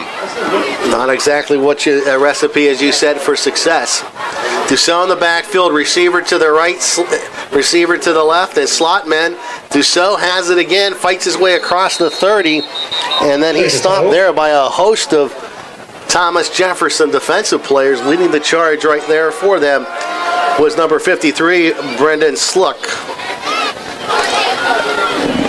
Ball's placed at the 31-yard line. No, Vince, there's really not a lot Coach Just or the coaching staff can do. I mean, you have the team that you have. You've been running this offense all year, and you kind of are who you are. Yeah, that's the way it is. And again, you're playing Thomas Jefferson.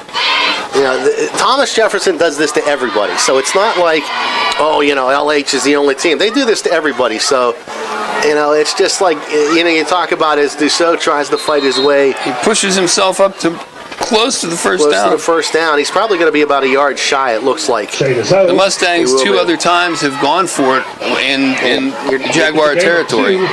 And they didn't make either one. They'll give him 2, 4th down and a little more than a yard. With 58 seconds to go. Why not? You're down 48-0. You got absolutely nothing to lose here.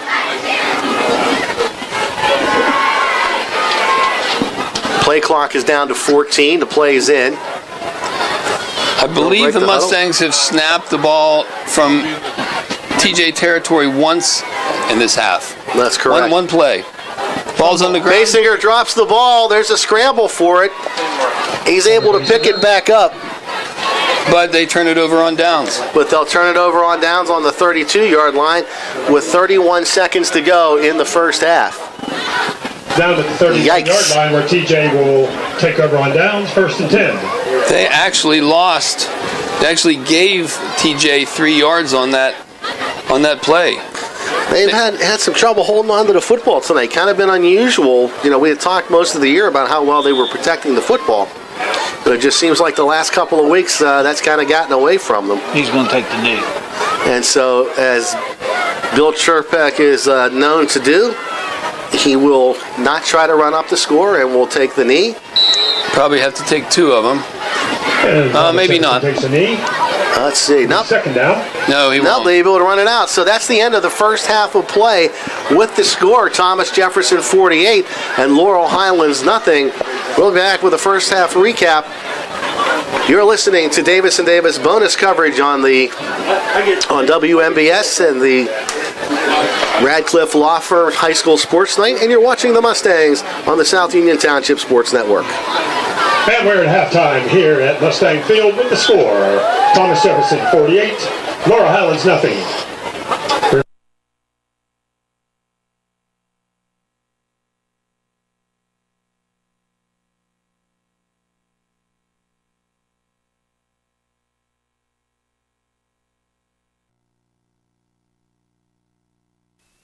Colon cancer is the 2nd leading cause of cancer deaths. Signs include abdominal pain and rectal bleeding. Colon cancer develops from a degenerating benign growth or polyp. Doctors performing colonoscopy are able to remove precancerous polyps, thus preventing colon cancer. This saves lives, and the American Cancer Society now recommends that everyone have a colonoscopy every 10 years, beginning at age 50. Offer the latest diagnostic testing. SWGI, specialists in digestive health.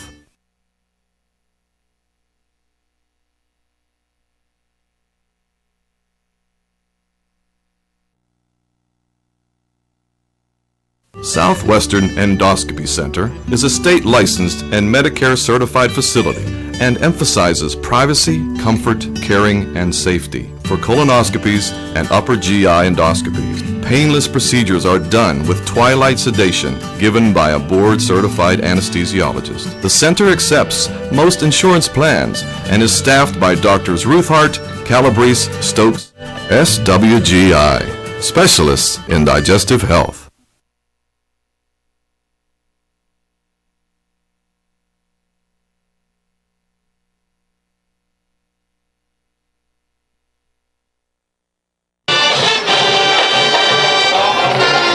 Welcome back to Laurel Highlands. We are at halftime. You hear the pride of Laurel Highlands, the Mustang marching band in the background. And Rick, so far, not a real good novel for us to be reading tonight. Through 2 chapters, the Thomas Jefferson Jags have a 48-0 lead over Laurel Highlands. And the stats, sometimes they say there's lies, darn lies in statistics. Well, tonight the statistics tell you exactly what's going on in this game. Well, you could have looked at the stats and not watched it and got the same result, or you could have watched it and not had the stats and you could have guessed the stats. It's not very good for Laurel Highlands. Laurel Highlands, Connor Basinger is 1 for 4 for 14 yards.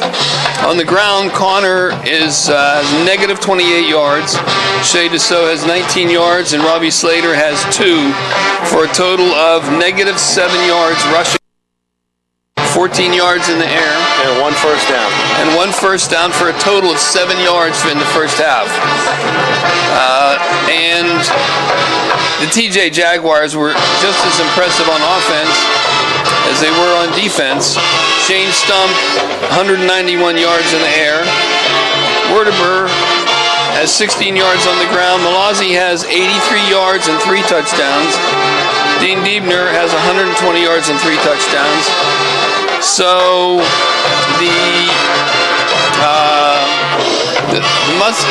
the Jaguars, they have 99 yards on the ground, rushing, 191 yards in the air. They have 290 yards offense to the Mustang 7. That pretty much is how you'll get the 48-0. As we said, Mustangs only able to get 1 first down. We'll take a quick look at the scoring.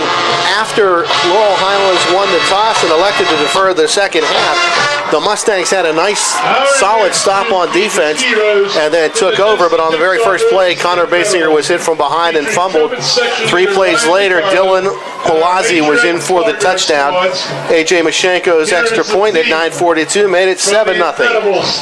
On the next possession, the Mustangs went for it on 4th and short and were unable to convert. Thomas Jefferson took the ball, and Malazzi went in from 12 yards out at 6-11. Mashenko's kick made it 14-0. Thomas Jefferson would not be outdone when they got the ball the next time. Dan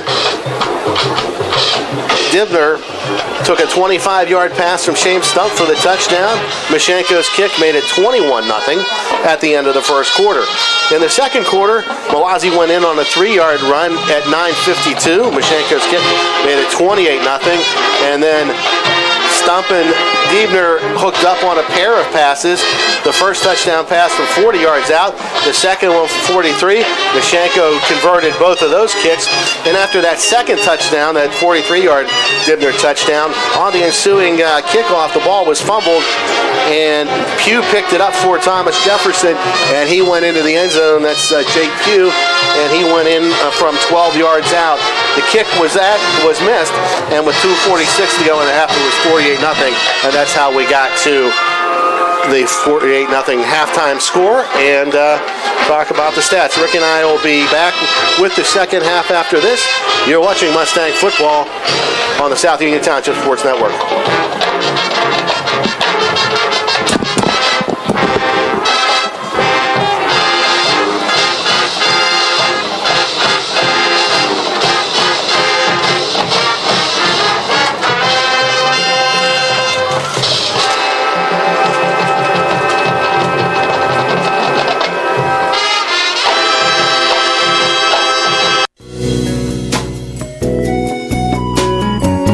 Centers for Rehab Services, CRS, a part of UPMC and the Center for Sports Medicine, is a proud sponsor of the South Union Township Sports Network and its coverage of area youth sports.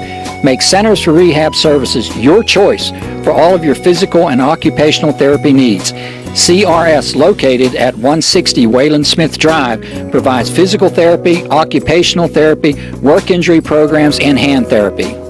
Valuing patient satisfaction is one of their highest priorities. Centers for Rehab Services offers a patient-centered environment where each patient has an individualized treatment plan developed for their specific needs. They are experts in helping you recover from injuries, increase strength, and build endurance. CRS professionals have become highly skilled through a strong commitment to continuing education and advanced certifications to ensure the most cutting-edge and cost-effective treatment for their patients. Jim Burns, a lifetime Uniontown area resident, is a licensed physical therapist and facility director of the Uniontown location, as well as a field faculty instructor for Duquesne University and for the University of Pittsburgh School of Physical Therapy. He invites you to stop by his state-of-the-art location and discuss your rehabilitation needs. Center for Rehab Services is participating with most insurance plans, including all Highmark products, UPMC Health Plan, and Medicare. Available 5 days a week and offering extended hours for patient convenience. Patients are seen within 24 to 48 hours and walk-ins are always welcome. Patients may also be seen through direct access, which does not require a physician's prescription. CRS worked with physicians and other healthcare providers to help you find relief, live your life again, and get you back into the game. For more information, call CRS at 724-437-7500. Where you treat for physical therapy is always your choice, so ask for Centers for Rehab Services. It's your health, it's your choice.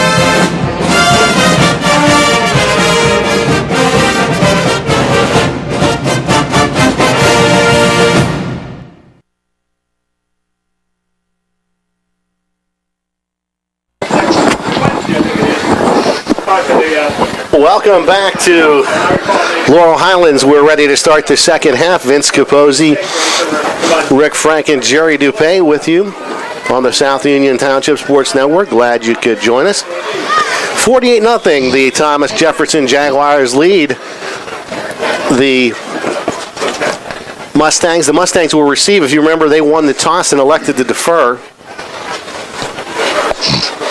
End over end kick. Dan Izzy will pick it up at the 10, across the 15 to the 20. Gets across the 20 and out to the 26-yard line. Making a nice tackle over there for Thomas Jefferson was Gabe Dominic. So that's where they'll put it in play, 1st and 10. We should point out, too, that because the point difference is more than 35 points, we'll be operating the second half under the alternative timing rules, which means that the clock will continue to run with the exception of possession changes and injuries.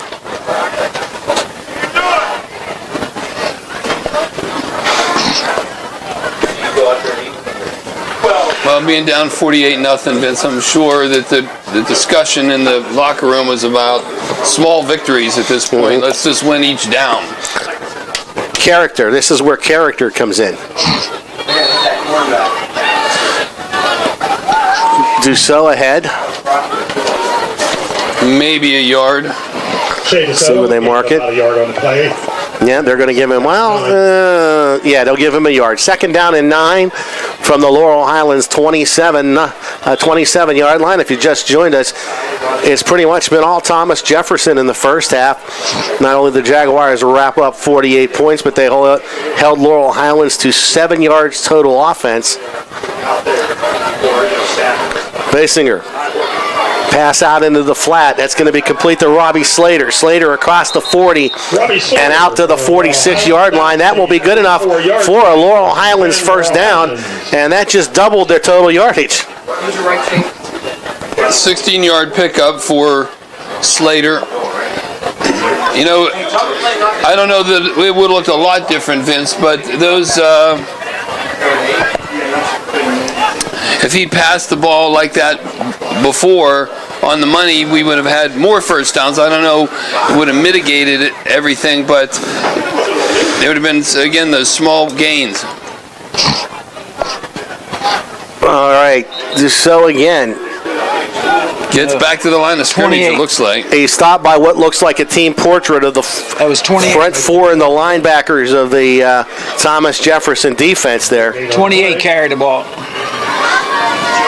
Oh, that was Christian Burchick. Yeah, as a matter of fact, we see Shea Dussault now out of the game on the near side. So Burchick is in now as the tailback. Basinger with student body right. This is Ryan Fike, cuts it inside. Fike's got some good running room across the 50 and all the way down to the 44-yard line of Thomas Jefferson. Brought down on the play on the far side by Alex Terrett. That is Ryan Fike to the 44-yard line. 12-yard pickup for Ryan. Second first down. 2 in a row. I looked down at the student section, Vince. It looks like it's breast cancer awareness game for the students. They're all wearing pink. And it's a big night for the junior cheerleaders. They got to go down on the field and cheer. I remember when my daughter was in that. My niece was here earlier for that. So good running room for that first back through, and that is going to be once again Christian Burchick. Burchick is going to get 9 on the play, so second down and 1. It's a second down and 1. It looks like, Vince, that Coach Chirpback has done the respectable thing. He has a lot of his second and third team players in there. Yeah. They're getting some experience. It's a big size and difference between the starters in this group. Yeah. Basinger, the pitch is behind Fike. He's able to pick it up, but he's going to lose yardage all the way back to the 43-yard line. So they'll go from second and 1 to third and 7. Loss of 8. Third down and about 7. Again, a little more problem with the exchange. You know, we've talked about it. Connor's done such a good job on those pitches of getting that ball right in the pocket there of the runner, and he just doesn't have time. The offensive line just can't hold defense back. All right, they'll go to pitch student body right. This is trying to turn the corner, Robbie Slater, and he is slung down on the far side by Connor Murga. He tried to stiff arm the defender, Slater did, and he wasn't having, what was the name of the? Murga. Murga wasn't having any of it. He grabbed the shirt and spun him down. So that'll bring up a fourth down now and 11. So they went from second and 1 to fourth and 11. Basinger on the kick. After making, is it 2 first downs in a row? That would have been the third. Laurel Highlands. And it looks like we have Jake Pugh back to receive.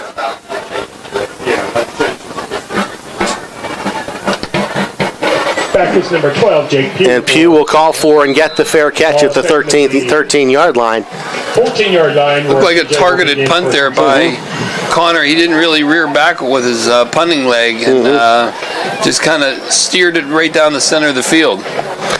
Well, get them pinned down at the 14-yard line. 6:48 to go on a turning third quarter clock.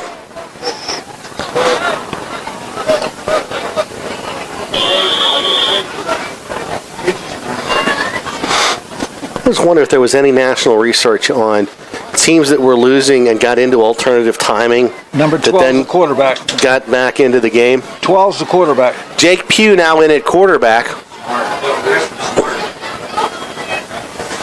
as Bill Cherpek has pulled the plug.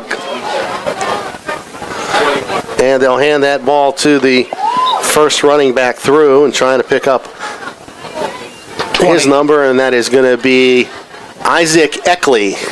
So Eckley is going to be ahead for about 3 yards. Isaac Eckley, the ball carrier. Bring up a 2nd down and 7. Moves the ball up to around the 19-yard line. Out to the Thomas Jefferson 19-yard line. 2nd and 7. You know, Thomas Jefferson just runs a pretty much traditional football offense. They're not the run-pass option kind of a team.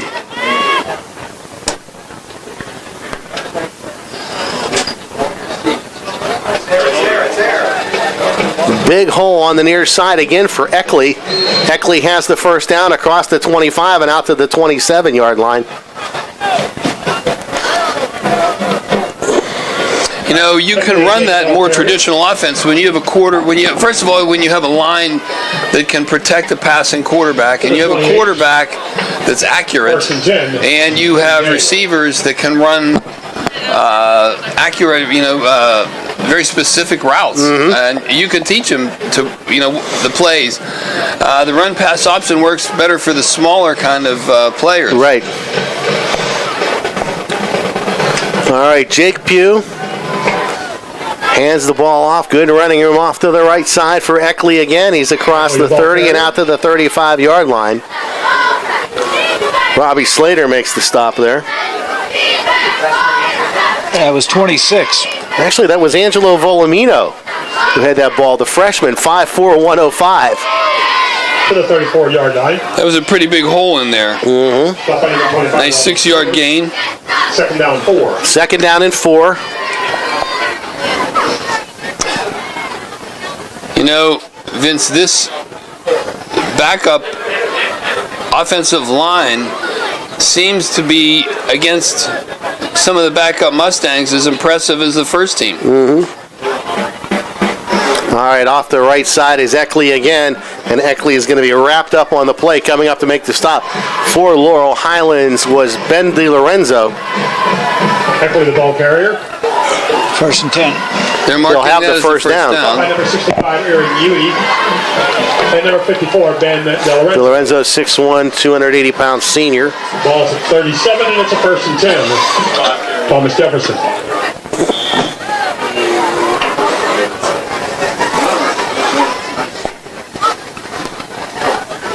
$48-0, 3:37 to go on a turning third quarter clock.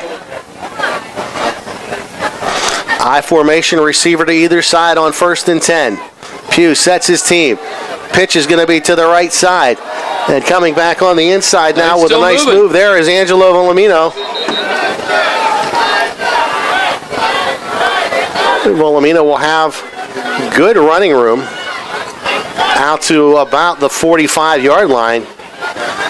So that'll bring up a 2nd down and 3.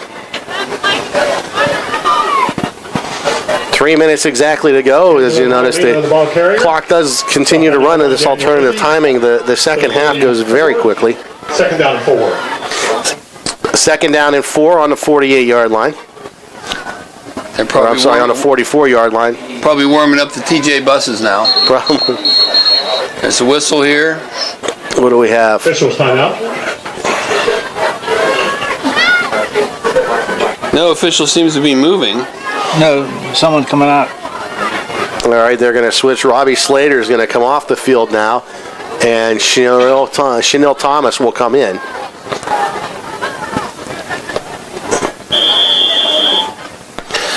All right, 2nd and 4. I formation, receiver to either side. The give is to the up man, and that's Eckley. And Eckley has the first down at the 50, down to the 46-yard line before he's run out of bounds on the far side of the field over there to...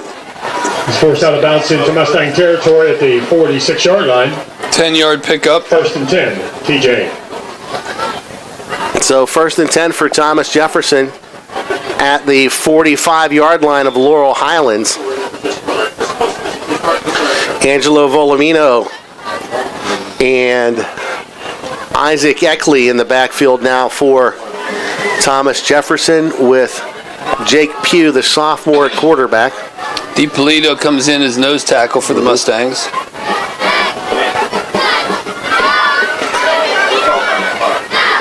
Pugh gives it to the near side. Making some tackles here is Volumino. Picks his way up and gets to about the 42-yard line. Ball carrier slips around the Volumino 42-yard line where is a freshman, 5'4", 105 pounds. Trent Richardson thought he had him in the backfield, and he squirmed ahead for 3. 1:38 to go. Turning clock. Thomas Jefferson will make some personnel changes. Rex Miller checks into the lineup. He'll be the receiver at the near boundary. McLean Flynn goes to the high boundary. Long count. Volumino has it again, gets to the outside, good running room. Volumino has the first down to the 32-yard line. And making the stop for Laurel Highlands was Trent Livingston. Stop by the Mustangs, number 13, Trent Livingston. Down to the... And we're going to have to run at least one more play in the third quarter here.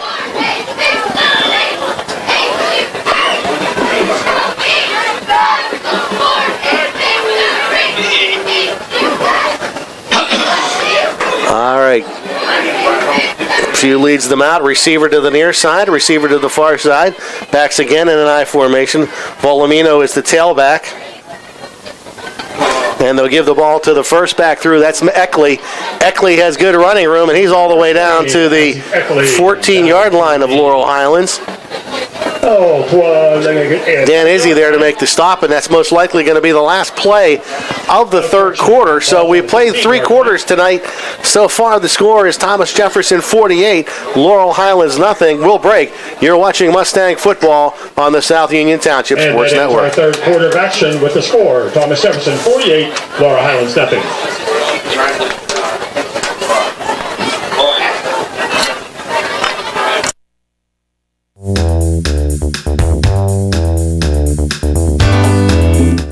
Turn to the experts. Fayette Furnace Company Incorporated, serving the Tri-County area since 1920, the area's oldest and most reliable heating and cooling contractor, specializing in Carrier equipment. Employee owned and operated, choosing Fayette Furnace Company and Carrier not only gives you over 200 years of experience, but gives you the experts to help you solve your home's comfort needs. Call Fayette Furnace Company and Carrier to solve your home comfort needs today. Call 724-438-5400 or look up Fayette Furnace Company on the web at FayetteFurnaceCompany.com. Turn to the experts, almost 100 years of serving the Tri-County area. For more information, call Mike at 724-438-5400. That's 724-438-5400 for Fayette Furnace Company.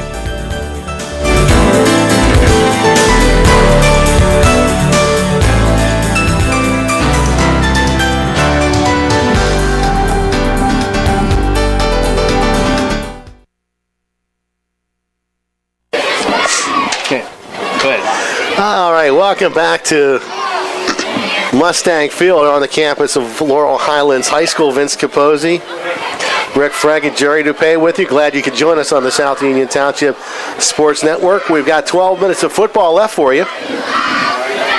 And then 8 weeks of football will be in the books. Can you believe that? I can. Nice, cool night tonight, Vince. It's, I don't know what the temperature is, probably mid-50s. Good crowd tonight. I will say the Thomas Jefferson crowd does, fans do travel well. That TJ section is relatively full. They typically do. Down 51. All right, you were asking, 48 degrees right now. It was 52 at game time. Volumino is not going to get anywhere this time. He's going to be dropped.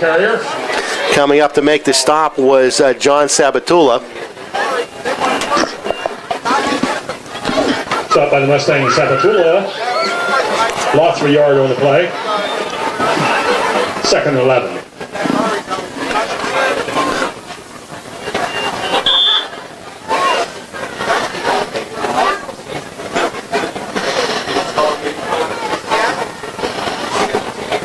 They were just talking about it.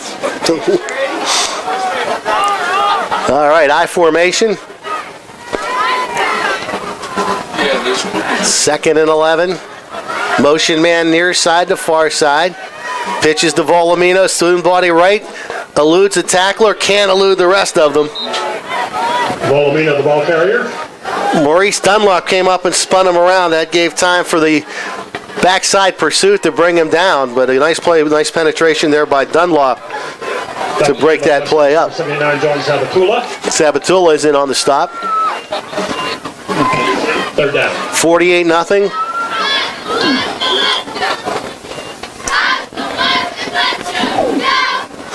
As a old broadcast partner of mine, Scott Colott, used to say, the weather's turned football when it gets cold. It finally has turned football. It's turned football. Maybe a little too cold football here. It's I'm perfect good for weather. I'm good about 10 double degrees. layer up. Hand off to the first man through. That is Eckley, and Eckley is going to be down across the 15 and down very close to the 10. They'll mark him on the 11. No, they'll give him the 10. You know what this weather's good for, Vince? Getting those coats out that you haven't worn since March. Absolutely. Wait. That's not all. Reaching in the pocket and discovering that there's a $5 bill or there's 3 ones in there that went through the wash. Yeah. Excuse me, that's like bonus money. And it's laundered money. Now, you know what? I'm not even looking for the money, okay? I just want to see if those jackets fit. That's the payoff. If those jackets fit, it's a good. So you don't get them big enough because I get them. It was a good winner. Volumino stopped at the line of scrimmage. Nice job by the defense, and so the ball will go over on downs. Laurel Highlands with 9:17 to go. The ball carrier. We'll have an opportunity to number 76, Gary Gardner. Get things going. Take over on downs. Probably Trent Richardson will be the quarterback. I see Basinger went back out there. He's out there. There he is. Yeah. Basinger is still the quarterback.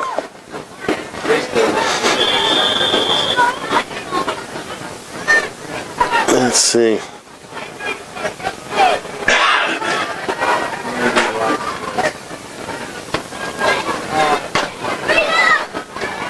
All right. Basinger hands the ball off, first man through, and that's going to be Sherrill Thomas. 28. Well, I'm sorry, Christian Burchick. I'm kind of getting my glasses changed here. Burchick gets a yard on the play. Check tomorrow. It's about 2 yards on the play. It's a 2nd down and 8. 2nd down and 8.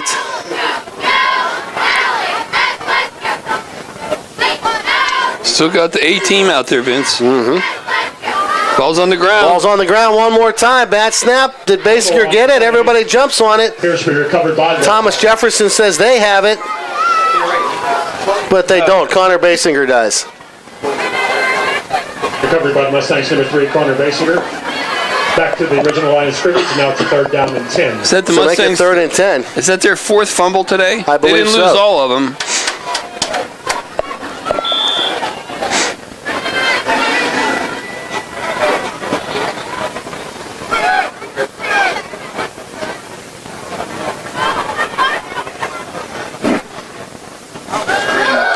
Basinger's throw, airing it out on the near side, and the pass is going to be incomplete.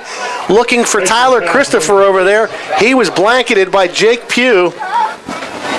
Looked like Tyler might be able to come up with it, but just wasn't able to do it. Pugh played very good defense, stride for stride there. I'm sure Jerry will replay that. And you'll see that Pugh didn't make any mistakes. And the receiver just couldn't jump up and pull it down. Pass was right there. It was just good defense. 4th and 10. Basinger in front formation again. Stands halfway in his end zone. I think the receiver there, Vince, turned the wrong direction. I'd have to see. I'll watch the replay again, but Diebner is deep to receive. He's standing at his own 40. 7 minutes to go. There's the snap. Basinger and line drive kick. Deemer will field it at the 36 and make a fair catch. And so that is where Thomas Jefferson will put it in play, 1st and 10 from the Laurel Highlands 38-yard line. 6:50 to go on a turning, well, it will be a turning fourth quarter clock to get all into the alternative timing. You know, it's funny when I was walking outside at halftime and people were saying, oh, you know, that they're really going to pour it on in the second half and this is going to be like 70-0. And I said that, you know, from what I've seen of Bill Chirpek, he's not that type of guy. He doesn't run up the score. What happens sometimes is he'll do what he's doing today, which is he put his second string in, but sometimes that second string is as good as a lot of people's first string, so sometimes they run up a lot of points, but you can't put those second and third stringers in and ask them not to play. All right, nice defensive play there by Laurel Highlands as the ball was given off to number 83, Michael Inks, and leading the charge was James Price. James Price was not having any of it. 5'10", 240-pound junior, so that's a loss of 2 on the play. I think the first time that's happened tonight.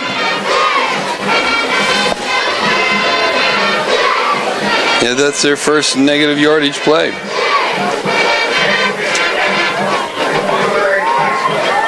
I want to welcome everybody now from WMBS Davis bonus coverage. 48-0, the Thomas Jefferson Jaguars lead. Laurel Highlands with 5:41 to go in the football game. They give the ball again to Inks, and Inks is going to be dropped at the line of scrimmage again. 77. Coming up to make the tackle for Laurel Highlands was Sammy DiPolito. I'll make his dad happy. DiPolito for his grandfather to be happy. And recap the stats for the first half, Vince, for the WMBS audience.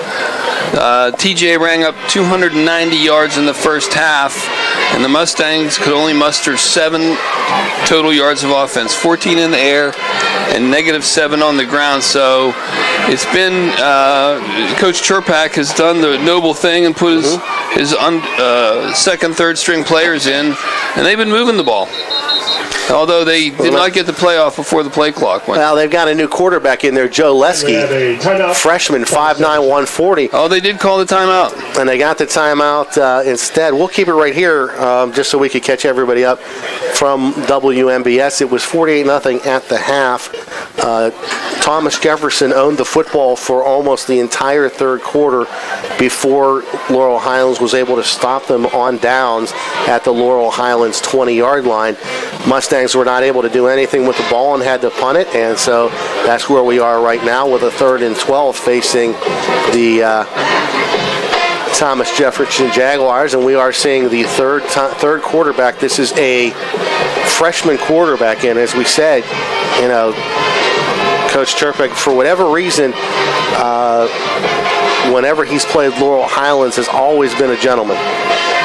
And well, as we talked about earlier, they don't rebuild, they just reload. They just reload.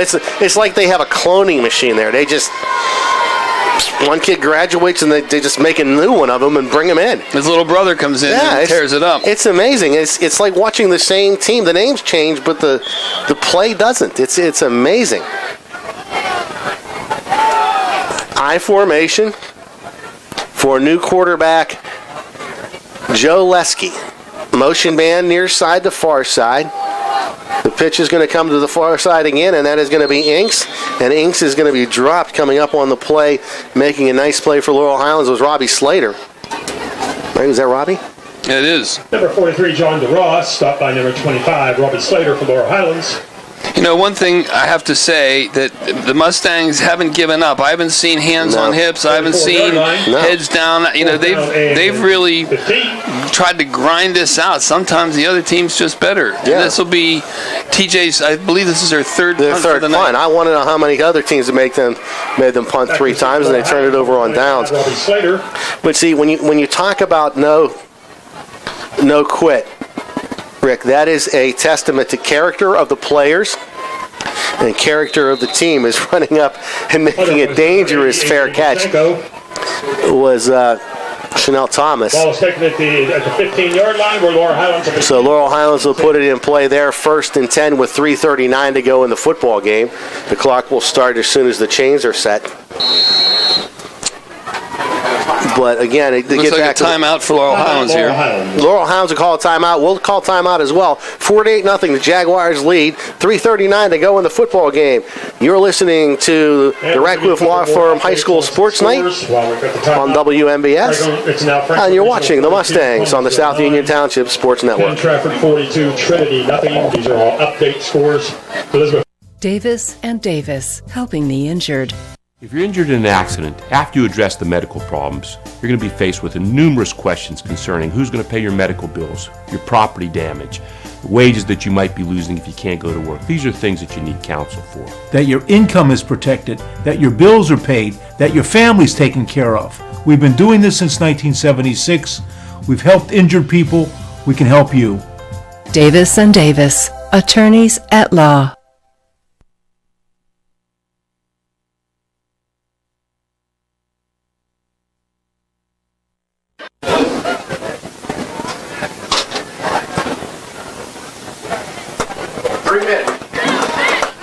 Welcome back to Laurel Highlands. Vince Capozzi, Rick Frank, and Jerry Dupay with you. Some Davis and Davis bonus coverage for you on WMBS, and of course the televised side on the South Union Township Sports Network. 13's a quarterback. And we do have a new quarterback. That's Trent Livingston. And Livingston will give the ball off on the right side to Christian Burchick. And Burchick is ahead for a yard. 2nd down and 9. About a yard on the play. 2nd and 9. Those are the football resting just shy of the Laurel Highlands 22-yard line. Unfortunately, this year, Laurel Highlands hasn't been able to play with some of the better teams in the conference like they have in the past. In the past, they, for the first quarter, almost the whole second quarter, they could play with the team and keep the score low. Pitch coming down to the right side. Big stick there. Big stick there. Carrying the football was Parker Georgiana. Parker Georgiana for Laurel Highlands. And he was just leveled on the far side by Marco Gambino. Did pick up a yard. Mm-hmm. 3rd down and 4. I'm sorry. They picked up 3 yards. 3rd down and 4. But the Mustangs, in the past, for the last 2 years, were able to compete, at least well into the first half, almost at halftime. Lots of times things unraveled in the second half. This year, the Mustangs have not been able to have solid footing in the first half, and things got away from them early. That's it. They've been down quickly. Pitch to the right side, making the turn there is Chanel Thomas. Thomas breaks a couple of tackles, has a Laurel Highlands 1st down. He's all the way out to the 39-yard line of Thomas Jefferson with 1:55 to go. Chanel Thomas from Laurel Highlands. Looks like about a 19-yard run. Stopped by number 2. It was just a couple weeks ago when we were doing the Bell Vernon game, and folks were talking about LH being a contender for one of those playoff spots, and things just... Sometimes you have those years where things just don't go quite as planned. You get maybe some key injuries or things just happen, and but again, the big key that you look at here is that Laurel Highlands continues to play hard. There's no quit in these kids, and that's instilled by the coaching staff and speaks to the character of the kids themselves. Going right up the middle there was Thomas. Burchick, rather. He picked up 4. So 2nd down and 6. 1:03 to go. To the 44-yard line. 2nd down. And I believe I heard the stat on the pregame that Thomas Jefferson, they're the number 4 team in the state or the number 4 team in the WPIL. I mean, you don't get to be, you have to really have a tough game to play them. All right, once again, carrying the ball is Chanel Thomas. Well, that one's Burchick again. Looked like it was 20. Yeah, well, I'm having trouble picking up those numbers. The uniforms aren't helping. 27 seconds to go. This will be the last play of the football game. When they get new uniforms, they should ask us to sit in the booth, and then we can help them pick the uniform. Well, actually, if they would just put the numbers on the sleeves, or they used to have them on the helmets. Here's the pitch coming to the near side, and getting exactly nowhere was Parker Georgiana, and he is going to be dropped on the play by Jake Pugh, and that's it. This football game is over. Your final score: Thomas Jefferson 48 and Laurel Highlands nothing. We'll be back to recap the game. We'll do that on the other side of this break. You're listening to the Radcliffe Law Firm High School Sports Night on WMBS, and you're watching the Mustangs on the South Union Township Sports Network.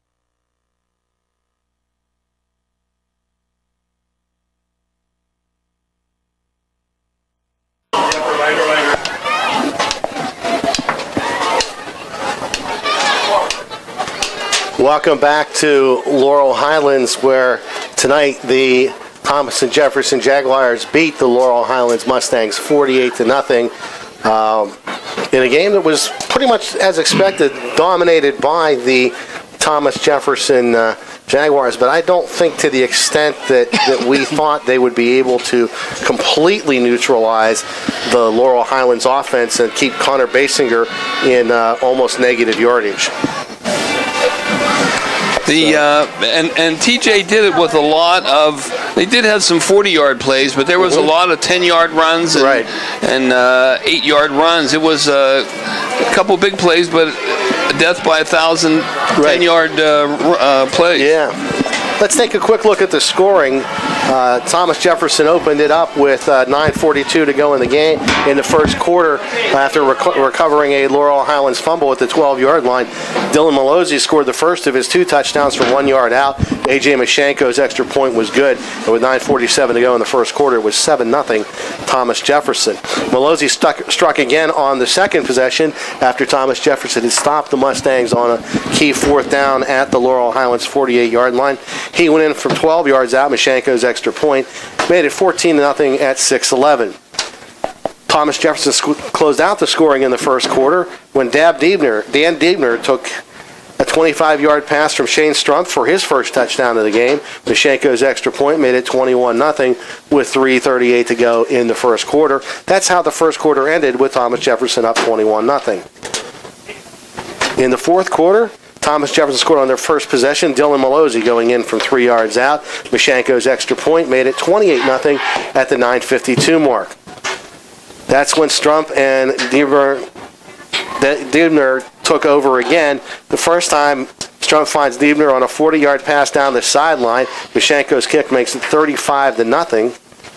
Just 5 minutes later, Diebner again has a 43-yard touchdown on a Mashenko kick on what looked to just be a heaved pass. It looked like he was almost trying to throw it away, but the defense readjusted and then made the play. So they were able to get the touchdown. Then on the ensuing kickoff, the kickoff was fumbled by Laurel Highlands, and Jake Pugh picked it up at the 20-yard line and rambled in for the touchdown. Mashenko proved he was human by missing the extra point.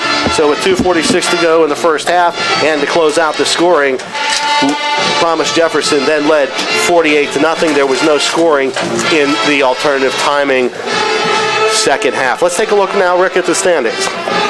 Well, on the stats, really, the Mustangs, 14 yards in the air, a total of 34 yards. They got into positive territory on the ground.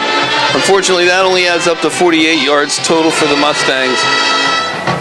Thomas Jefferson totally neutralized any drive and any action by the Laurel Highlands Mustangs.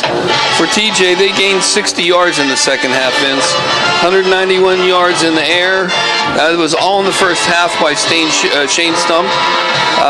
Their leading rusher was Mazzoli. He had 83 yards on the ground. He only had 3 touchdowns.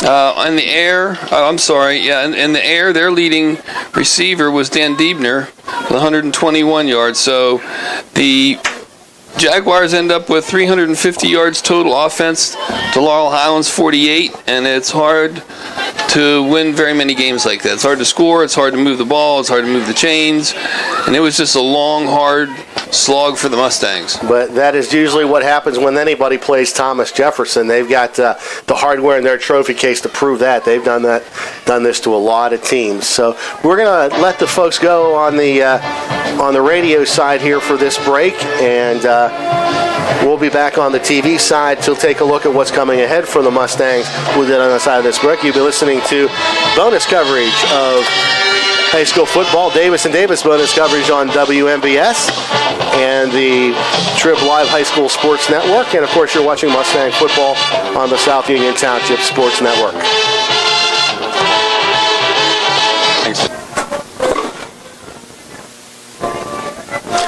Welcome back to Laurel Highlands, where tonight the Mustangs fall 48-0 to Thomas Jefferson. And so week number 8 of the high school football season is in the history books. Next week, Laurel Highlands will host Indiana. Here will be senior night for the football team and the band. I'll be down on the field.